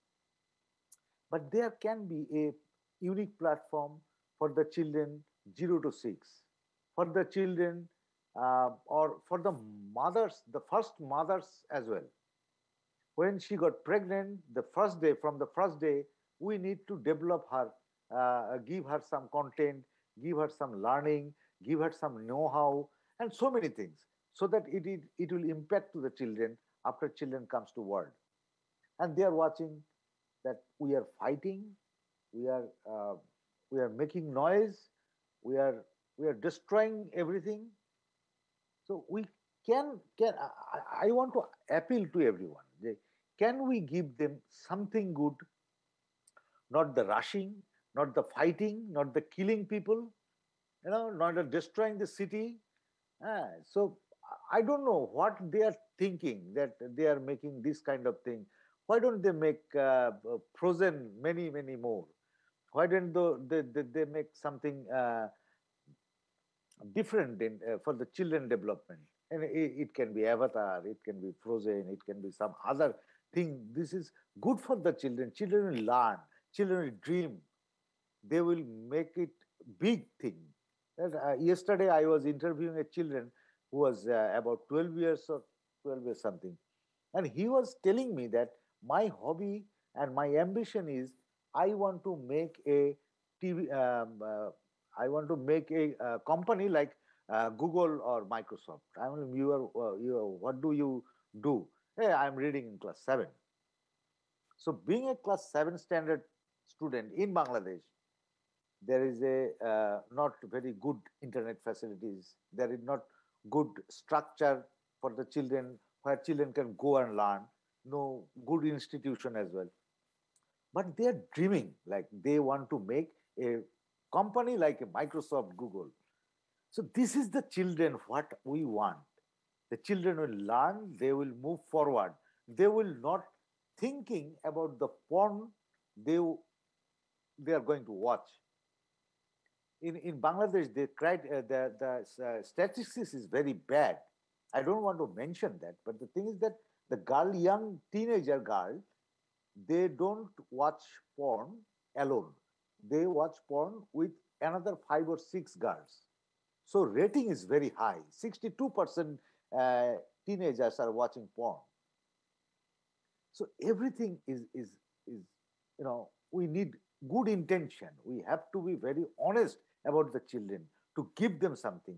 In our television, in 30 television is running, there is no children content in except one. As I mentioned, that Durontu is a only children television. So children television content is a very much needed for everywhere. Like what I made, I can share with the CFAs or other members so that they can show it in their country. Or if they have good content, they can send it to me that I run a television channel here in Bangladesh. So I can show them in a Bangla dub. Uh, so every content is important for the children. Like uh, make them inspire. Right? We can create some good content so that they can be inspired. They can be creative. They can be more dreamful in their lives. So children television content there should be I think a bylaw or whatever you say, the constitution or whatever the thing is, but there should be something for the children. These are the children content. If you want to make a children content, it has to be in this criteria. You are thinking that this is children content and in make a content and it is children will watch it. No, they will not watch it, and that is happening now. So they don't want to watch the what Famidul Shantanu is making. They want to watch their own. That's why TikTok become more popular, because they are making their own content and then show it to the world. So we have to think. We have to uh, we have to give some creative inputs to children content. So that we need a good platform where we can talk about this creativity, we can engage children so that children can put their comments and advice and suggestion or their desire to the elders. So we should hear from them so that we can make a good content globally, because now we are in global. Like I am sitting in Bangladesh and talking about so many things with the Greece people and with the other people, like all over the world you are living. So I think we need some good content, but before that we need to discuss. We have to make some creative Certainly inputs. agree. I And certainly agree with you. we need good research as well. This is a very good point, Hamid. This is a very, very good point for me. And thank you for this enlightening presentation. You can tell you are a man of communication. You're a communication specialist, but your role as a manager of electronic media on childhood development and children TV production is very, very valuable, and thank you so much for that. And with this, we can go on to our next speaker from Palestine. Please welcome Ola Salama, art and who's going to talk about art and culture for Generation Z, and she's an executive director of Film Lab Palestine. Welcome, Ola. Thank you, Lina, and I would like to thank you all for this opportunity to know about other people working with this generation and the world. And I would like to thank Firdaus and Layali also for this opportunity. Actually, Hanna Atallah, the founder of Film Lab, was supposed to be with you, but now he's on the plane. And I would like to talk about Film Lab in general and what we are doing. And mainly what we are doing with children. Actually, Film Lab was established in 2013 as a nonprofit company in Palestine, and that was inspired by the personal experience of the founder in empowering Palestinian youth in refugee camps in Jordan by introducing them to the art of filmmaking as a creative method to tell their own personal history and document their collective memory. Now, during the 7 or 8 years, we are providing the opportunity for Palestinian filmmakers to attend professional meetings, film screenings. We have a suitable space for production and discussions. We offer several shorts workshops on storytelling, script writing, film productions, and we are giving opportunities for residencies, mainly in Europe.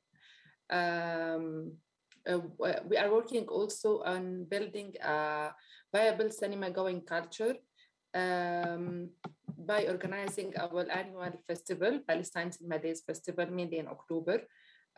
This year it was in November due to the pandemic. And we are proud that we can say that we are the first organization in the Arab world that developed a local curriculum for children film literacy, and we are trying to shift the light toward the need for children education in this sector. I think I have my presentation. I will start. Maybe I will talk about the Next Generation program. We're calling it Next Generation program, our children and youth film literacy. We started working with kids with two age criteria from 6 to 10 and from 11 to 15.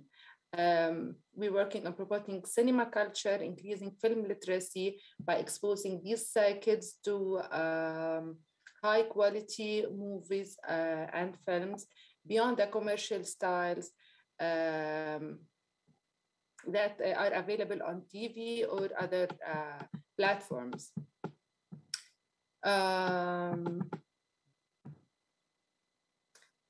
Also, we have, maybe I will go through our activities and the components of our program, but I would like to tell you that we are dealing with different children, maybe because they have their own topics besides the global topics, because we are still under occupation.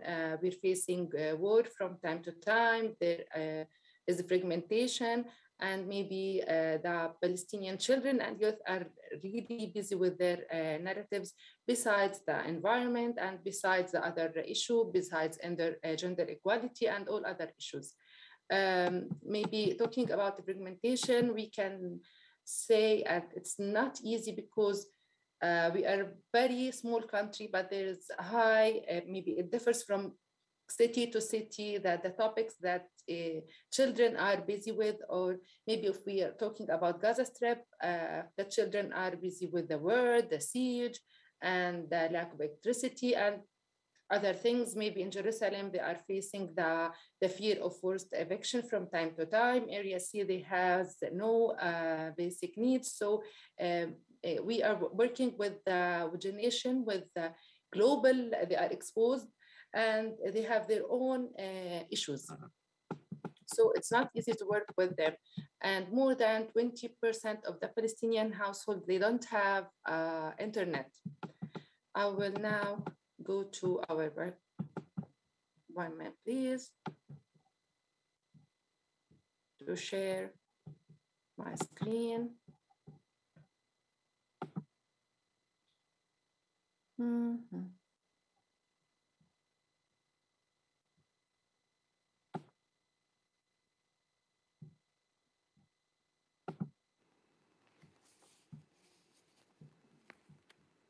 I don't know, it's clear now?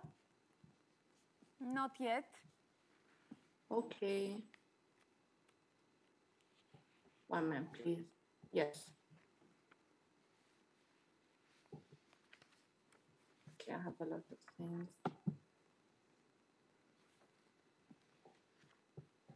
Can we help? No, it's okay. Okay. 1 minute. Take your time then. Take your time, Ola. Oh. Don't worry. I know, I'm fine. Left. Here. Here, you mean?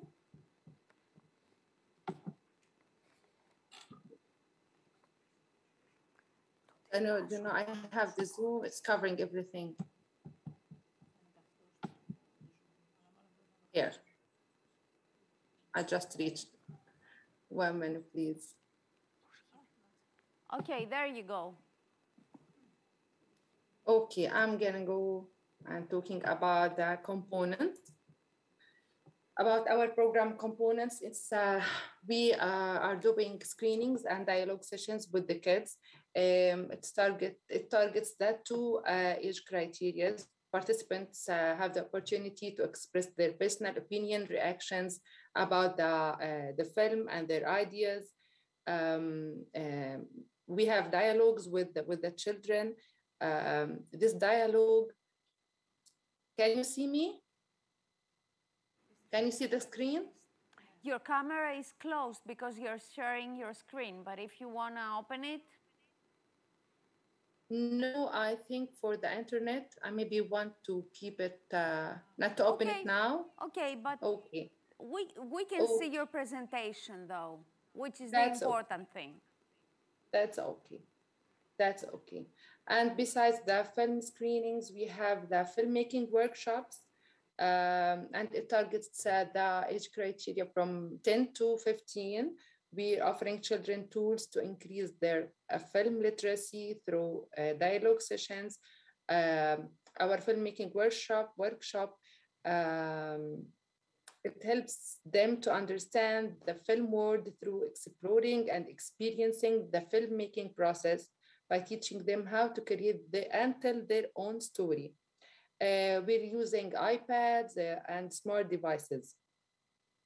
And we have the mentors training course that aims to educate the future trainers in the film literacy curriculum for children, highlighting how to use film to generate productive, critical dialogue, film clips, and all related activities in the screenings and the filmmaking workshops. It's not easy to do it in Palestine because we don't have that freedom of movement between different cities and between Gaza Strip and West Bank. We are located in West Bank. It's not easy to go to Gaza Strip and also to Jerusalem and sometimes Area C. Besides that, we have partnership. We have partnerships with 14. Okay, I have to. Okay. We have partnership with 14 local organizations. So we are establishing cine clubs in different locations in West Bank and Gaza Strip. And we are trying to establish one in Jerusalem because they have their own circumstances. Okay, I need to go here.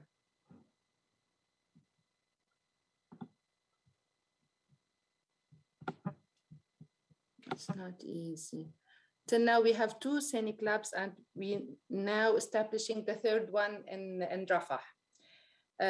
We are talking now about the topic that my colleague talked about. It's creating content, and it's one of our biggest program or projects. Actually, when we were doing the screenings and in Palestine, we used to screen films from Europe, Africa, Asia, but we discovered that we do not have any Arab content for kids. We are talking about films mainly or series that are beyond the commercial series.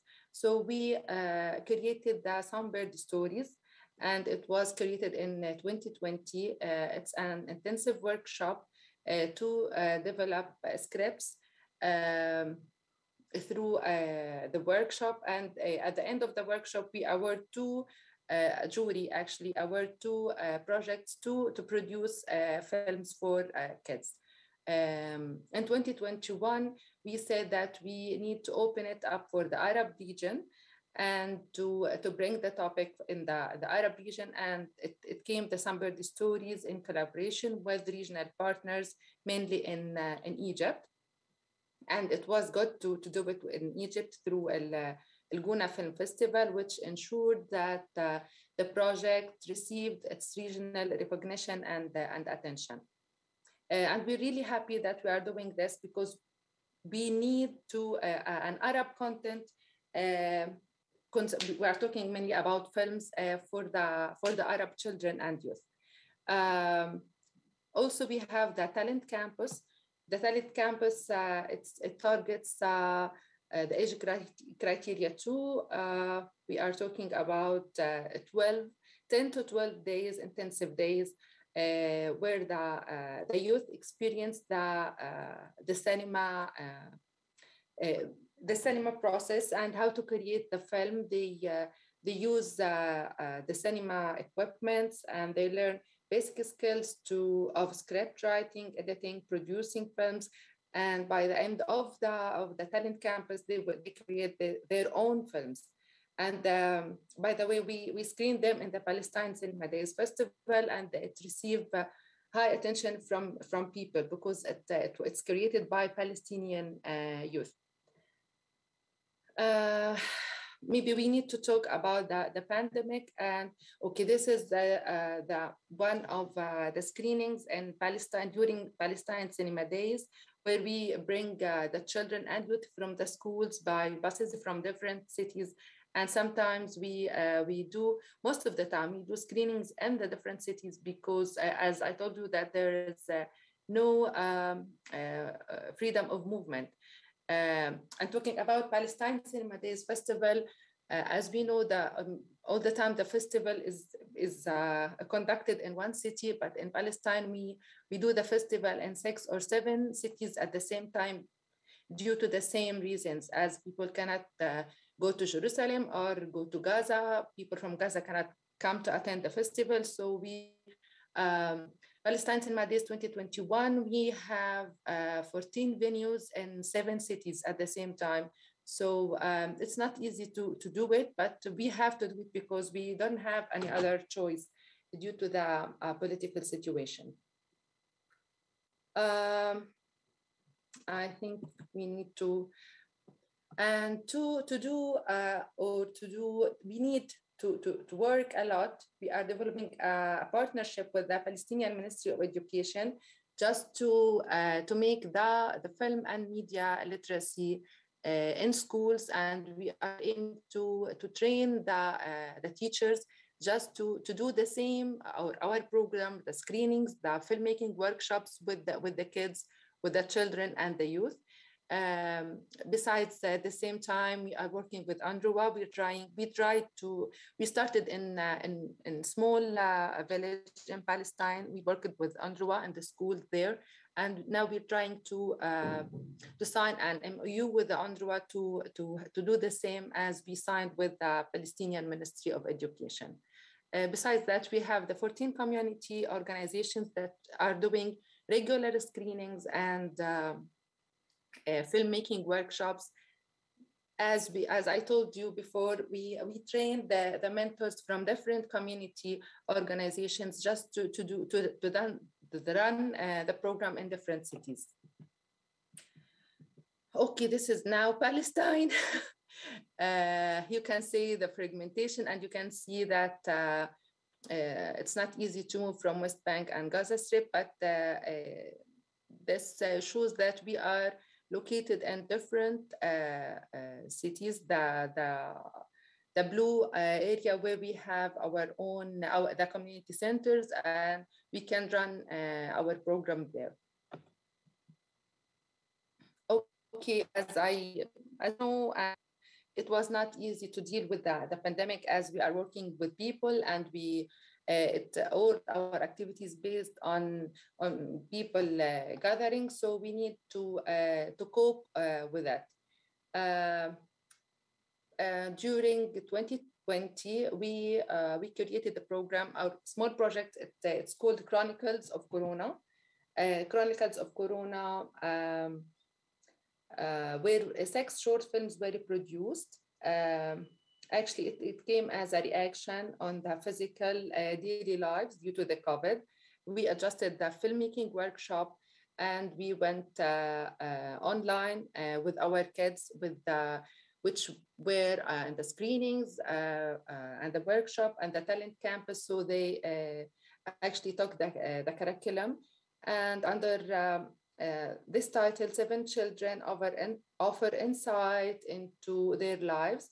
And maybe you can see they came from different cities. It was via Zoom: Jerusalem, Ramallah, Bethlehem, Gaza town, and different villages.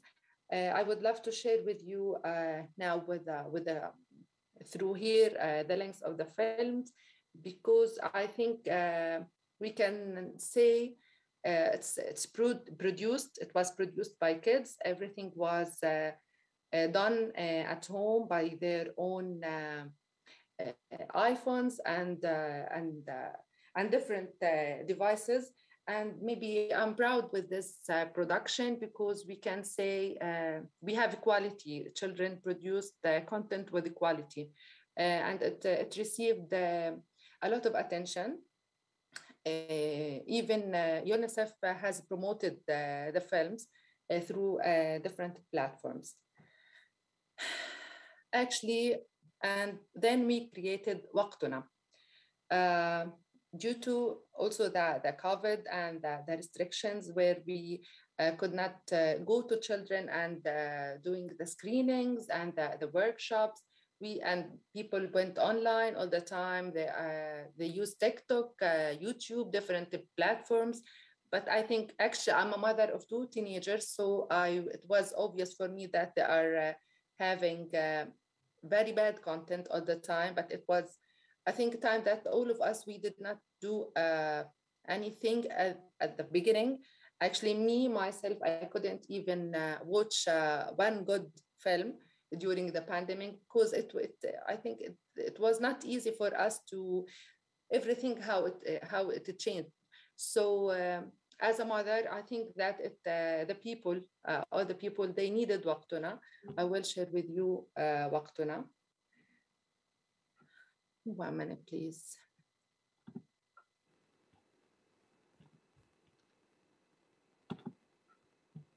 Okay, I'm not good at this, but I will share وقتنا with you.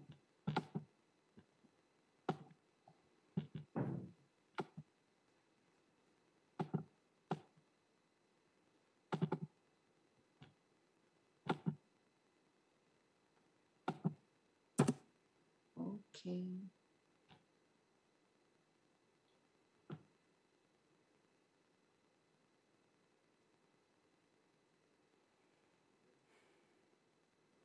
And I think it was good idea because I did not come as a reaction to the situation only.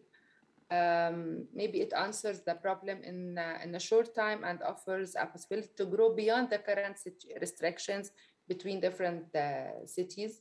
We have feature film, short films, but we have problem reaching all kids because, as you know, and I don't know if you know it, we have a problem. It's mainly political because, according to to Oslo, we cannot reach all other children, all children in Palestine, especially in Area C,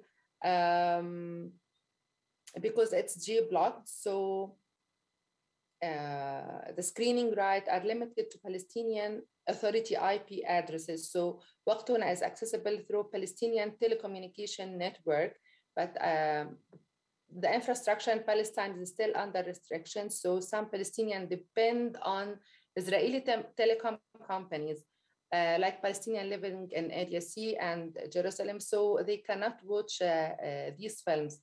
And as I told you before, that the problem is, you know, it's very complicated to work under occupation with kids and talking about content. Besides all limitations we have, it's not easy to get funds to work with the children. And once there is the pandemic and the war in Gaza, all the funds were directed to Gaza or to the Palestinian health sector. So it's not easy what we do, but I think that we need to build on it and we need to work together. Maybe it was very good for us, just this network, to get much more content from different cities and different productions in the world. Okay. Actually, I hit Zoom. 1 minute, please. I think I'm done, and I will share the links with you. 1 minute, please do, Orla. That would be very useful for our community. Yes, I think that our kids are not limited, not our kids as Palestine, our kids, the kids of this era, they're not limited and they are open to other experiences. We can learn a lot from them. Definitely, and if we keep sharing information and building this community, I think yes. This series of webinars will prove to be very productive and fruitful for everybody attending yes, and participating, sure. And speakers, and maybe they will trigger more new initiatives and pioneering events. Let's hope so. And and we can benefit from each other experiences. Yes, this is the very point of it. Thank you very much for your participation. Thank you. And now time to travel from Palestine to India and meet our friend Debyani Mukherjee. I hope I pronounce your name correctly, Debyani. She's an award-winning independent animation filmmaker, author, illustrator, researcher, an educator. Welcome. Thank you so much, Leena. Thank you, Jitendra, for the opportunity. And it's fantastic to be able to hear Ola, Famid, Veronica, Jitendra, and about your journey and the role of media. So with that, I want to share some of the work, actually films made by the children or the youth community in India, and some works from Myanmar with you. So with that, I'll share my presentation. Give me a second.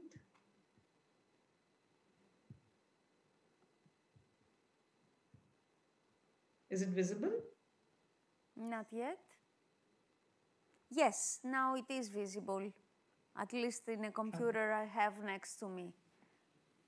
Yeah. Okay. So I want to share a couple of films where I'm exploring film as a tool for social change.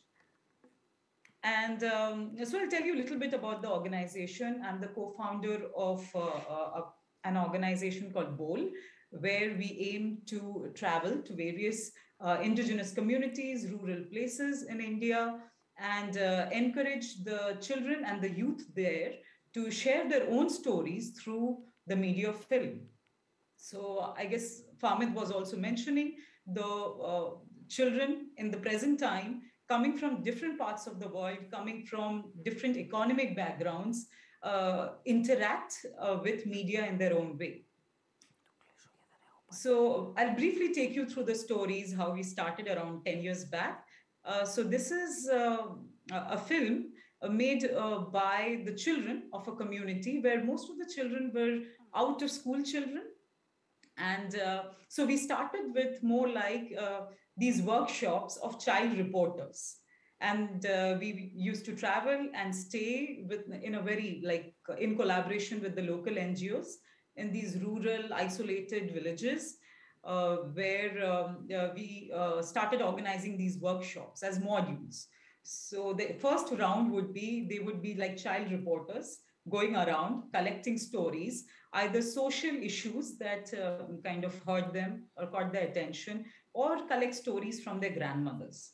So the next would be they kind of collate these stories to share their opinions about the world. So this story is from Neemkheda, Madhya Pradesh, a very small region, where the only production is sesame seeds. And the issue that the children identified in that community was deforestation. So they landed up making a film with sticks, stones, and sesame seeds to tell the story about deforestation. The second film is from Rapar, a village, a very tiny village in Rajasthan, where they use the traditional art form called the mud work to make a film on girl-child aspirations of studying, going to school, studying, and not working in their households. So what you would see is these films are really raw, made with the minimum, digital devices that they would have. Often without tripods, they would just tie their phones on sticks, and with minimum materials, they would do stop motion animation. This is another film working with the children of the red light area in Kolkata. A 6-year-old child, through a storytelling workshop, came up with this heart-wrenching story about how a papa elephant, a father elephant, sells the baby elephant for a bunch of bananas. So here, actually, the child was talking about the trade, the trade of children, and easily put up through these animation characters, cartoons, and you see this is a film for change then. Another film from Calcutta is, so these children, they lived in this very unsafe regions. So what they devised is an entire game like the Snake and Ladder, where they could identify the safe zones in that area. So in case of emergency, they could run out to a relative's place or the closest police station or a temple, the closest areas where they could be protected. There's another workshop that we did with children from special recovery agencies where we were fighting with drug abuse. And they again devised this game where it's like snake and ladder. If you stay away from drugs, you can actually take the ladder up. And if you get into that mole, you get the snake down. So again, a very innovative, interesting game that they kind of made these films for themselves and for the larger community. And this, another film called Dreams, this was in a small place in Jharkhand called Kohar. So here, the children didn't have a school in that village, and they often had to walk 1.5 hours to the next village to attend the school. And during summers, because of extreme heat, children dropped out. So the children actually used the traditional art form of painting on the walls of the houses to make a film saying that they want a house to be built a school to be built in their village. This film was funded by another big NGO, CRY, where they used this film as a fundraising opportunity. And at present, the village has a school of their own, so which is fantastic again. Another important thing I wanted to share is most of these workshops had inclusive classrooms where we would go settle in that village, stay there for a month. And while we were doing these workshops, we had the gates open for children going to school and not going to school. Children coming from various different economic backgrounds. Just because it was animation, stop motion, material workshop, it could have children from various different age groups also working together. So a 6-7-year-old child would also work with a 17-year-old child working on this backdrop, painting the drawings. So next, what we did, we had these community screenings where the children would themselves, you see in this picture, they would organize these small kind of film screenings in these villages, and they would actually go and share their concerns, why they made the film, the process of filmmaking, and their experiences. In this, the corner, right-hand corner picture, you see the children actually designing a musical instrument made with cowbells. This is again in a very small place in Rajasthan. We also took these films to various international film festivals, and where again we conducted smaller workshops, so that these workshops could be brought back to these children and they share. For example, an umbrella would mean very different for a person staying in the east of India, Bengal, and in say Delhi. So now, if I'm in Delhi and I'm using an umbrella, people look at me as if I'm doing something strange because it's summers and it's not raining. But in the East, it's very common to use an umbrella to protect us from the sun, right? So, okay, with that, I would actually want to show you a film. Yes, you can contact me here. Stop screen sharing. So this is one interesting module that I did with Myanmar. I'm sure all of you are aware of the present political situation there, that it is under the military rule, and there are a lot of challenges that the youth in that country is facing. So for the last 5 years, I've been associated with another NGO called the Yangon Film School, where I would again go there, stay there for a couple of months, and train the community youth with absolutely no background in filmmaking to share their own stories through stop motion animation. So this is a film we did it's an animated documentary. So we interviewed the women from the IDP camps of Myanmar. And this is a film on gender-based violence. It's there on YouTube, but I'll just screen this and I'll share the link.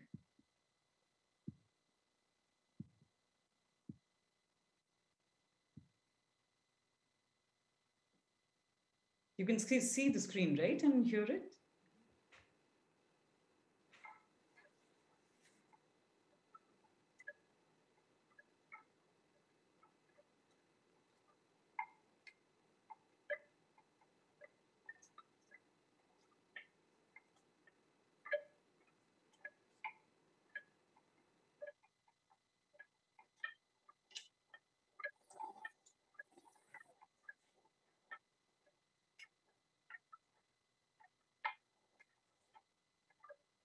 Ai chỉ là mình là cái chuyện người ta lục tiền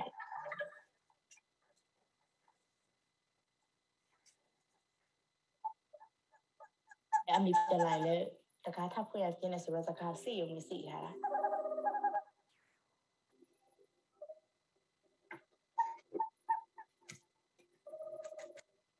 หมดได้ลาเลยมาตีบุกกู้เอาปมมาแล้วไปชนะมากมาตีเลี้ยงก็ฉะนั้นถ้าเกิดถ้าเกิดวันหนึ่งหายรอไปถ้าเกิดตรงท้ายร้านนี้มาจ้าสองให้แต่เดี๋ยวจะได้หนีเลยหรือได้มีหนีสวยเนี่ยแต่เนี่ย အဲ့တောင်ဖားစိတ်လိုက်ချောင်းလေးဖြစ်တယ်ဒီလိုဖြစ်ဆိုတော့သူ့မိမသူပြောပြပြီးတာသူ့မိမလည်းသိတယ်မိမလာကျွန်တော်ပတ်စံတစ်ပေါင်းမှပြီးသွားသူ့မိမတော့ပြောနေမှာကိုရှိနေနေကိုနေသိလားတဲ့အာနေအခုငါကိုတော့ဖြတ်ပြီးမှလိုက်ခဲဆိုကျွန်မလည်းရုပ်ချက်ဆိုတော့တွေးပူသွားကျွန်မလည်းထားလိုက်သွား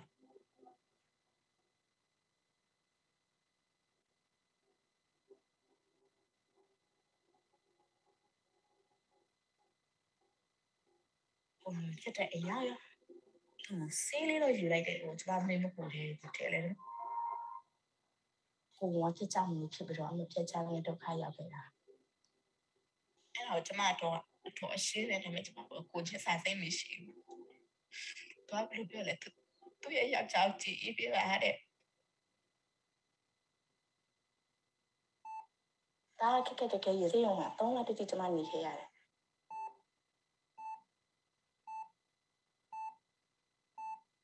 ကလေးမွေးပြီးဆိုလဲကျွန်မစားစင်ဟာကိုဝတ်တဲ့ဟိုပဲဒါပေမဲ့တားမျက်နှာမြင်ရစကိုအဲ့လိုစိတ်တင်းတော့ပြန်နေရတာပေါ့လေအမေဒီပတ်ဝန်းကျင်မှာပြန်လာနေတဲ့သူများတွေပြောတာပေါ့နော်ရှင့်အော်လေကန်ချလိုက်ပါလားလောက်ဝါစမဖက်ကြီးမှနေတာတစ်ဖက်တည်းနဲ့နေကျူးစားလို့ပြောကြတယ်ဘိုးကရေကရှင်ကိုပြောတာသူတို့မယုံဘူး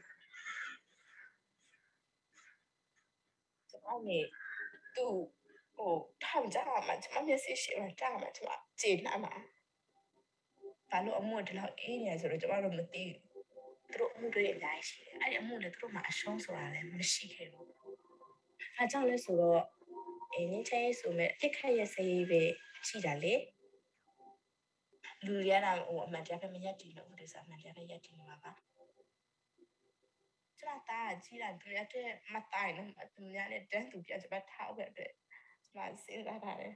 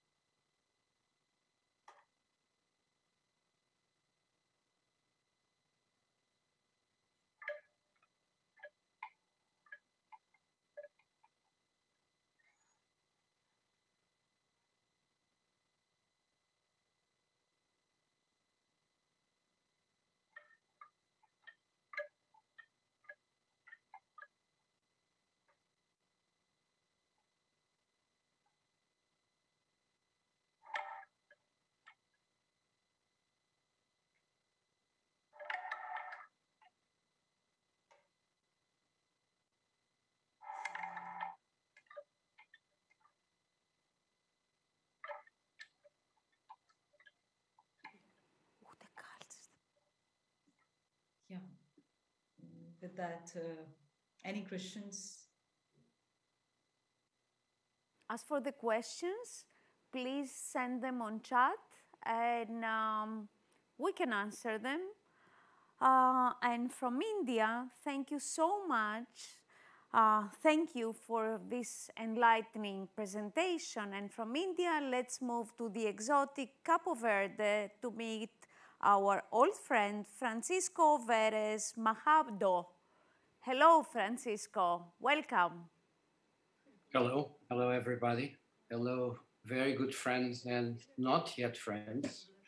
And very special hi to Athena, which... Hi, Francisco. And I can't start talking about media literacy or Fest of the Fests or all other experience without being very nostalgic and go back to 30 years ago when Athena got together a group of not friends. We didn't know each other. We were like 10, 15 guys.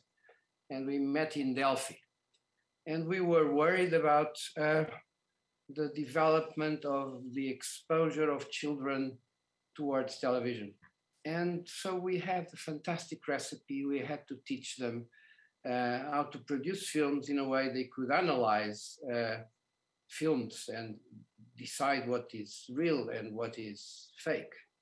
At the time it was very easy because animation was fiction and live action was real. So it was a very easy recipe, teach children. The problem was cameras were big. So we had to give these huge cameras to children to teach them films. And it was very exciting. Now, 30 years after, the whole picture is completely different. I would call that, I like to say that present day media is surrealism. It's not representing the real, it's completely fake. Everything is fake, there's nothing. There's no even when we try, there's no possible representations of reality. Everything is surrealism. With development of 3D computer animations, with development of special effects, we don't know anymore what's real and what is not. Even adults or specialists, we cannot make understand the difference. So that old Athena's recipe was being questioned. How can we teach children how to analyze and criticize media? However, with the development of things, every child now has a camera, has a mobile phone. So everyone is a film director, as everyone does content. And we have seen the development from feature film in a theater to television, and now from television to social media, going from Facebook, where everything was a kind of text illustrated with a picture. Then we went to Instagram, where it was a lot of pictures. And now we are in TikTok, where it's video, and it's very short and very noisy. So the question is how to address children and how to tackle this issue of content making by children to children.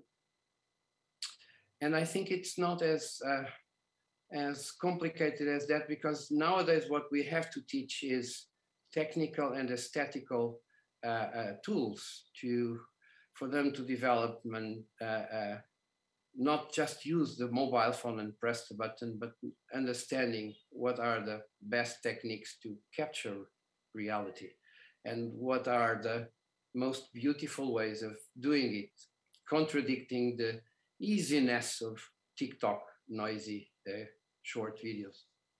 And it's easy because everyone has a mobile, so it's not so complicated.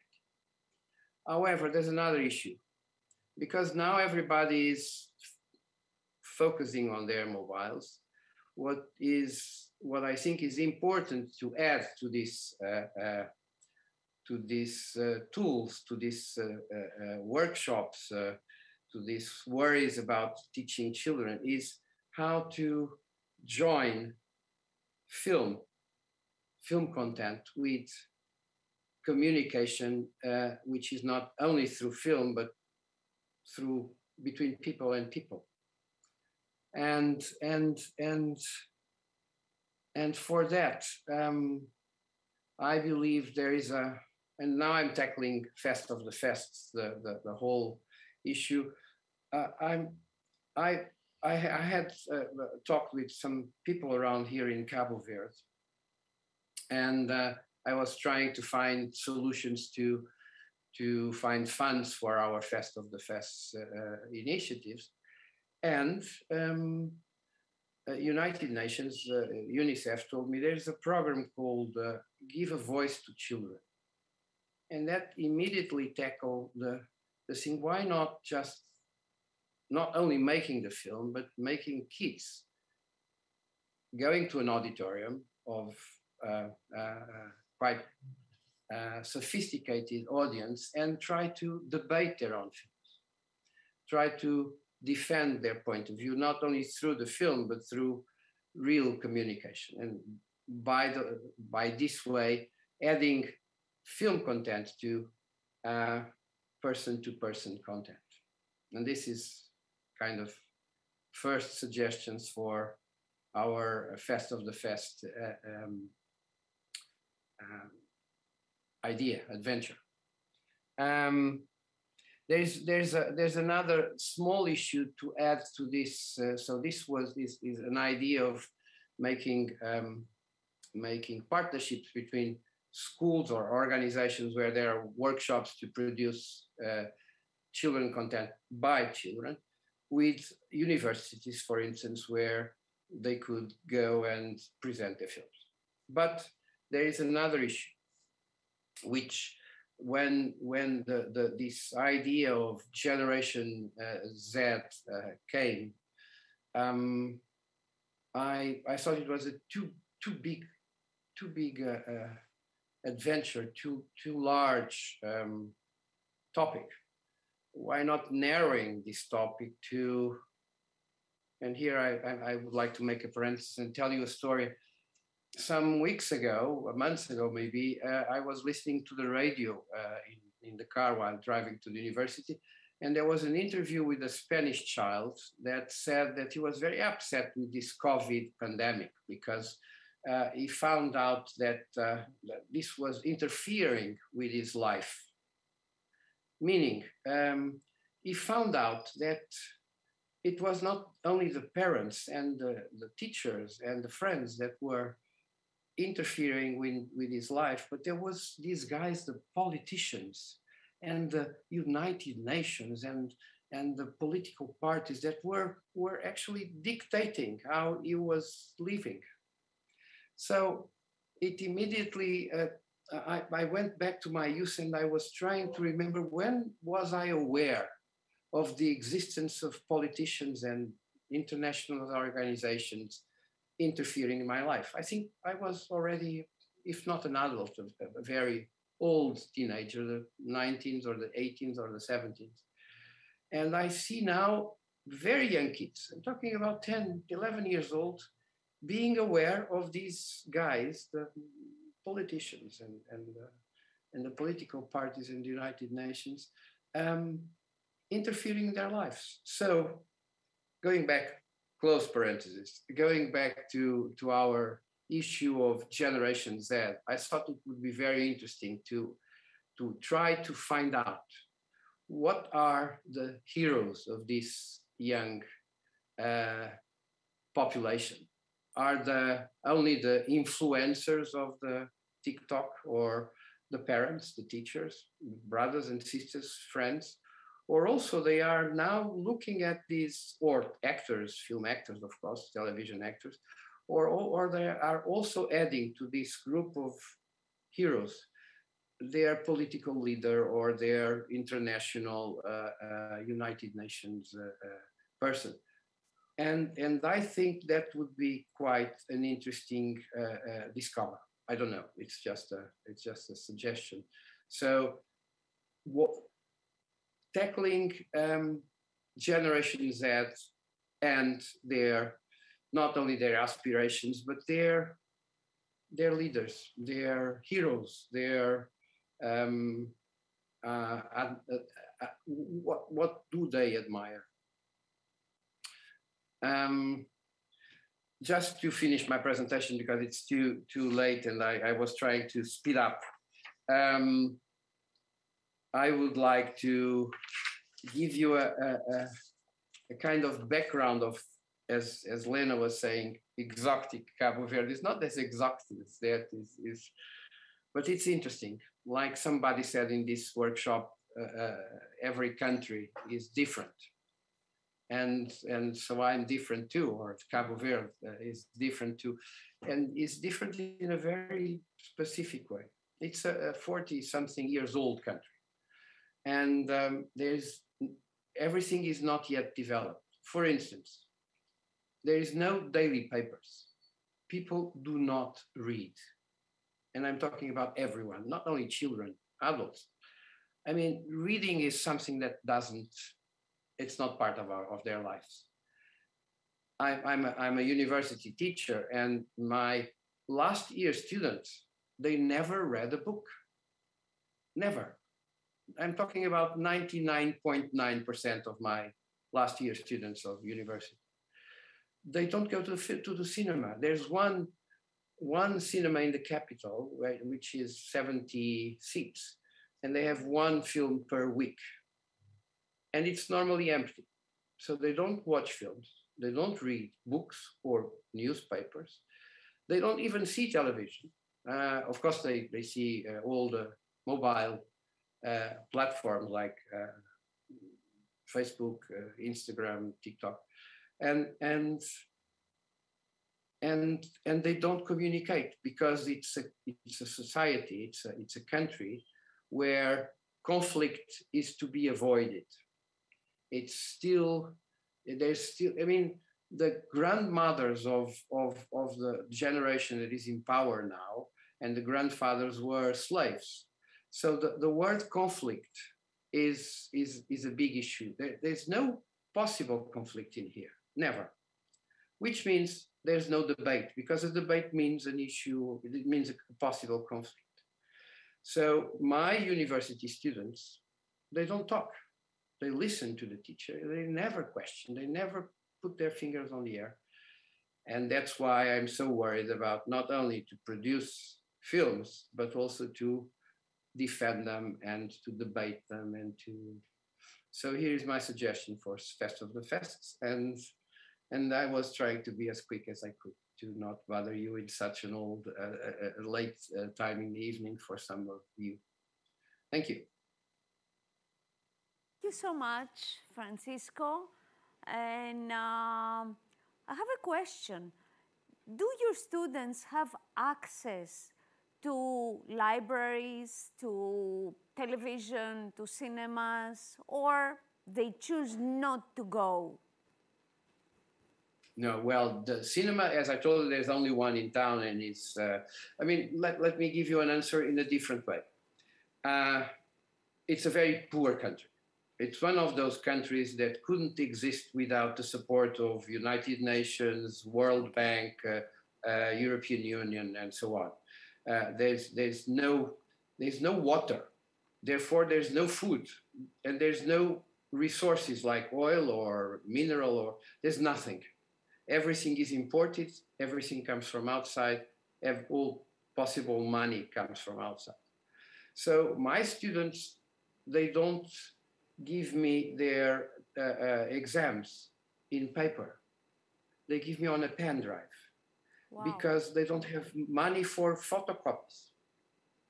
So if I do screenings on the university, they don't go to the screenings because they cannot pay transport to get out of the university a bit too late. But how do they have access to TikTok, Instagram, Facebook that you mentioned? How do they buy those mobile devices that through them, via them, they can have access to internet, Insta or TikTok? It's a circle.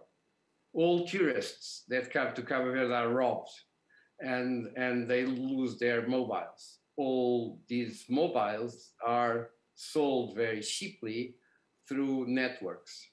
Also, they are uncles or aunts or fathers that are working abroad will send them first than food. They will send them a mobile. Okay. So they all have a mobile. That would explain. Okay. Very interesting and very contradictory to itself, I would say, this society and the students of yours.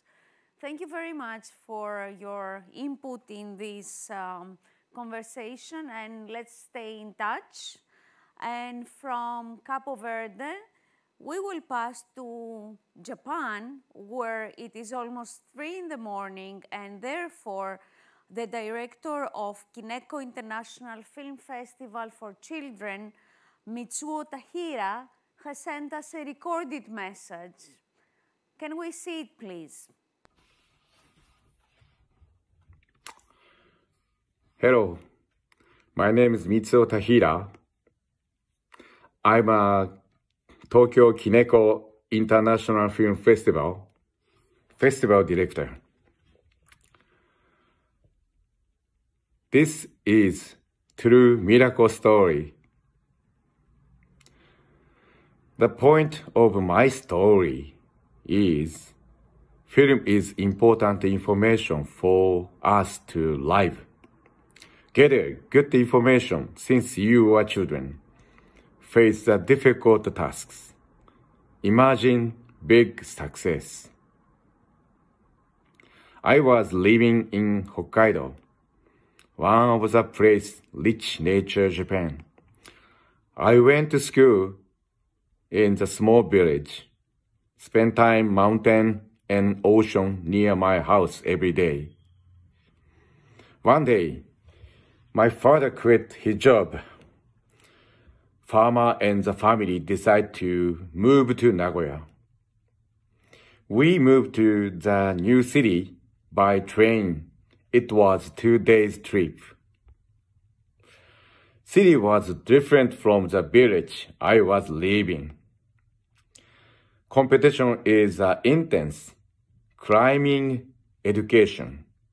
Climbing education. There was no time to spare. I became poor student. Exam score 0. I attended the class, but I could not understand them at all. Teacher was mad at me every day. I do not have habits to do homework. I could not finish tons of homework. Teacher was attacking me, bullying me. I had to stand in the corridor while day. I had to be with this teacher for 2 years. That was miserable. The good education in Japan. Maybe my teacher was meanest teacher in Japan. But I like that school like you do. I enjoyed playing baseball, soccer with my friends. I didn't want to make my parents sad. I behaved brightly. They just started new job and they didn't know about the school I went. I felt even if I talked about my day in school, they might not be able to find a good answer for me. Moreover, they were also doing their best, even having busy day, new office. I did not tell them about the teacher attacking me. One day, I was watching TV drama with my parents. Suddenly, gave me hint of my life. Story was a 15-year-old boy grown up with farmer family. Started his life in city and grabbed the business success. This is exactly the same with me. This boy was also having a difficult time, forced to do difficult tasks at the office. But he used his dome, acted bright and found good partners, and imagined the success and finally become successful person. I met this drama when I was 8 or 9, but never forgot this story. Since then, I got into watching film. I enjoyed watching film and TV dramas, which gave me the power to live strong.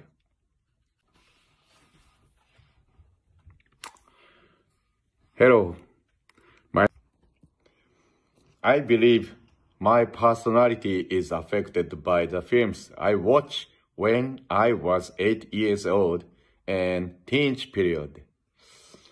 I quit high school, started to work an illegal worker, bought an air ticket to the United States, put my goal to become movie director. This was when I was 18. Movie has a dream. I wanted find a job which make people happy. Finally, when I was 25, I started my own business in Japan, able to earn big money. Then, when I was 27, I made my dream come true. I became a founder of the first international children film festival in Japan. It's been about 30 years of my life work. First film festival, I made 600 seats, but there was only 5 audience. Even those people were started to leave the seats. There was children screaming, "Mommy, I want to go home." This was too sad. Festival was 1 week, but no more than 100 people were coming. I'm not people from film industry. I could not find films, but I don't want give up. How should I get an audience? What I should do? I was thinking about this every year. I tried a new idea and repeat failure and success and continued this. Every day I talked about why important to have children film festival in Japan. I'm an evangelist. Then some people gave me a chance. I did this more than 1,000 times. And now, festival grow up big and there's so many smiles during the period. My job is find a sponsor, give presentation to the country bureau, and direction of the festival. There's nothing I should boast of. It's important to screen good film for the children. That's it. I want the children to have dream, act correctly, talk and discuss about your goal, dream with the friends. Then they through suddenly become strong beliefs. Of course, you need to learn hard and try your best. What you have to do first to tell your dream to the other. Hey, listen, I will go for the world trip when I become 20. Hey, listen, I will go to Japan and become samurai. Well, no samurai now. Please tell your dream. more you tell, more you success will wake up to you.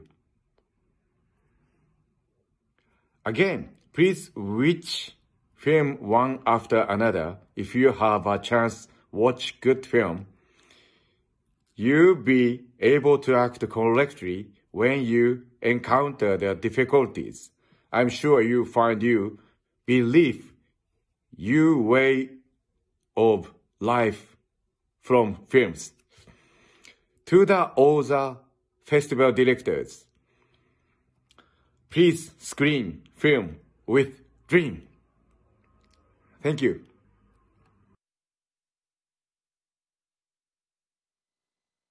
Congratulations on the work you're doing over there in Tokyo.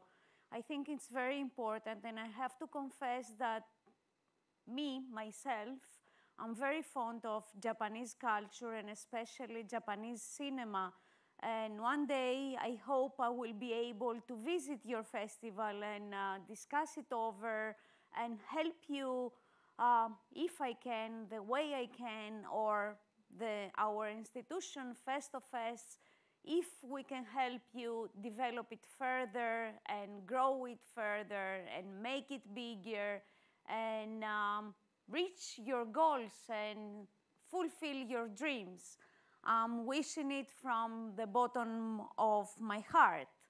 And with this rather haiku format presentation of Mitsuo, which I really loved, we reached the conclusion of this series of webinars where many important issues have been raised.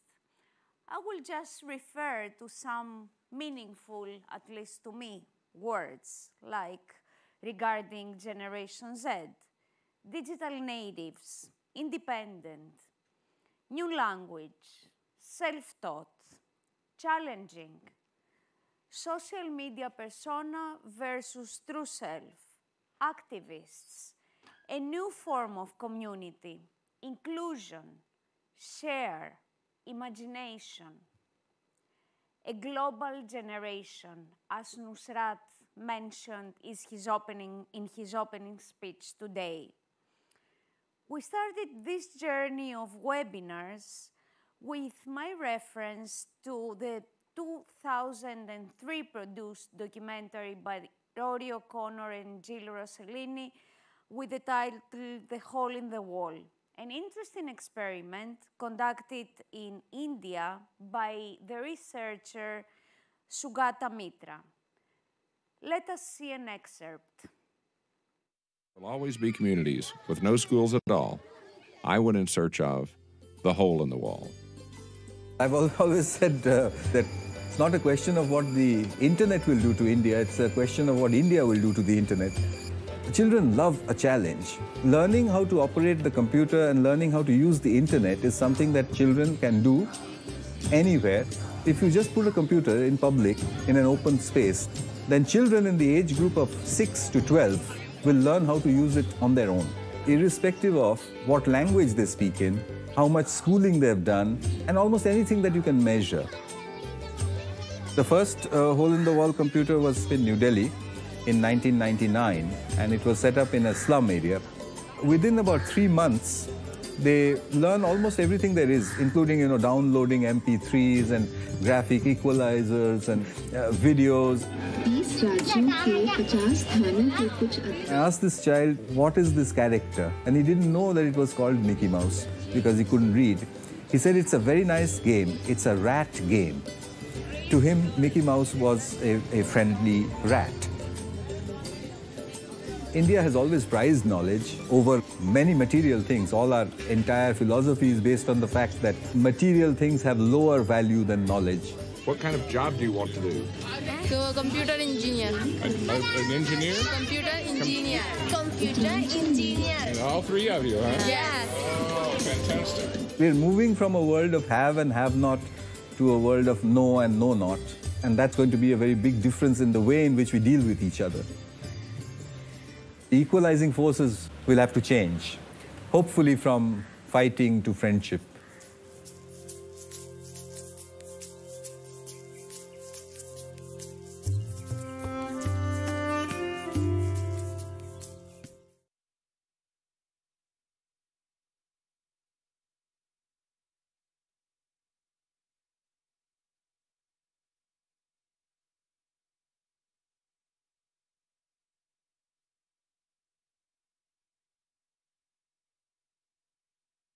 knowledge is power. And Gen Z has this power because they have access to this knowledge. In 2021, today's keynote speaker, the Indian-born Nusrat Durrani, made a film called An American Prayer. This is a new film. It just premiered last week at Estonia Tallinn Black Nights Film Festival. This is a documentary about the state of the American dream. America seen as the melting pot of the entire world.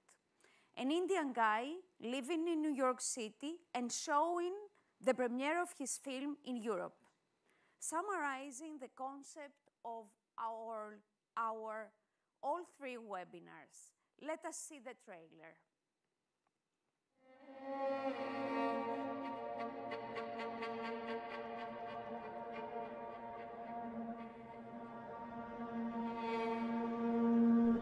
America, my love, your jewels perish, your seas blacken. America, we of water and clay melt in your chafing winters, your dusking streams.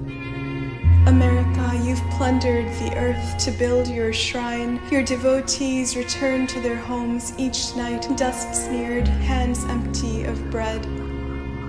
America, no one is dancing.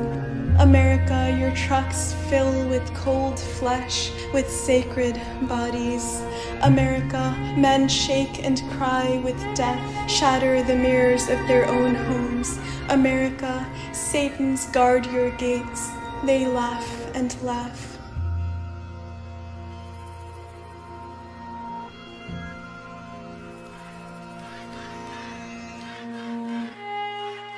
America, a man once told you, I can't breathe.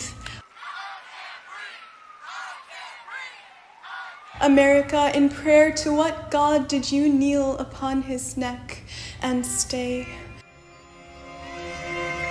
America, you've lit yourself on fire.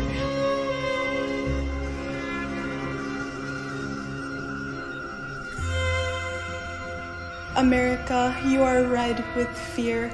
America, your weary cannot sleep. America, cleanse yourself, press your wound until there's no more blood, until your walls stop shuddering. America, the river of language has broken. America, you are holy, your cities filled with saints, lovers drunk with jasmine.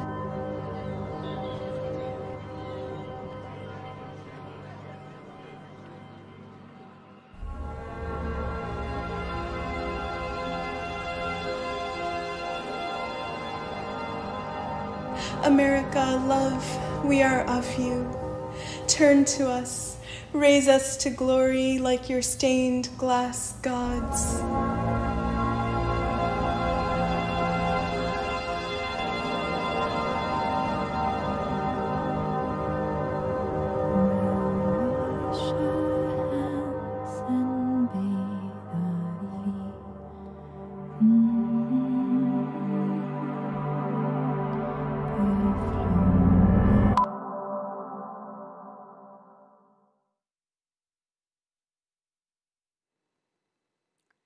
Thank you all for your participation, and mainly thank you all for your inspiration.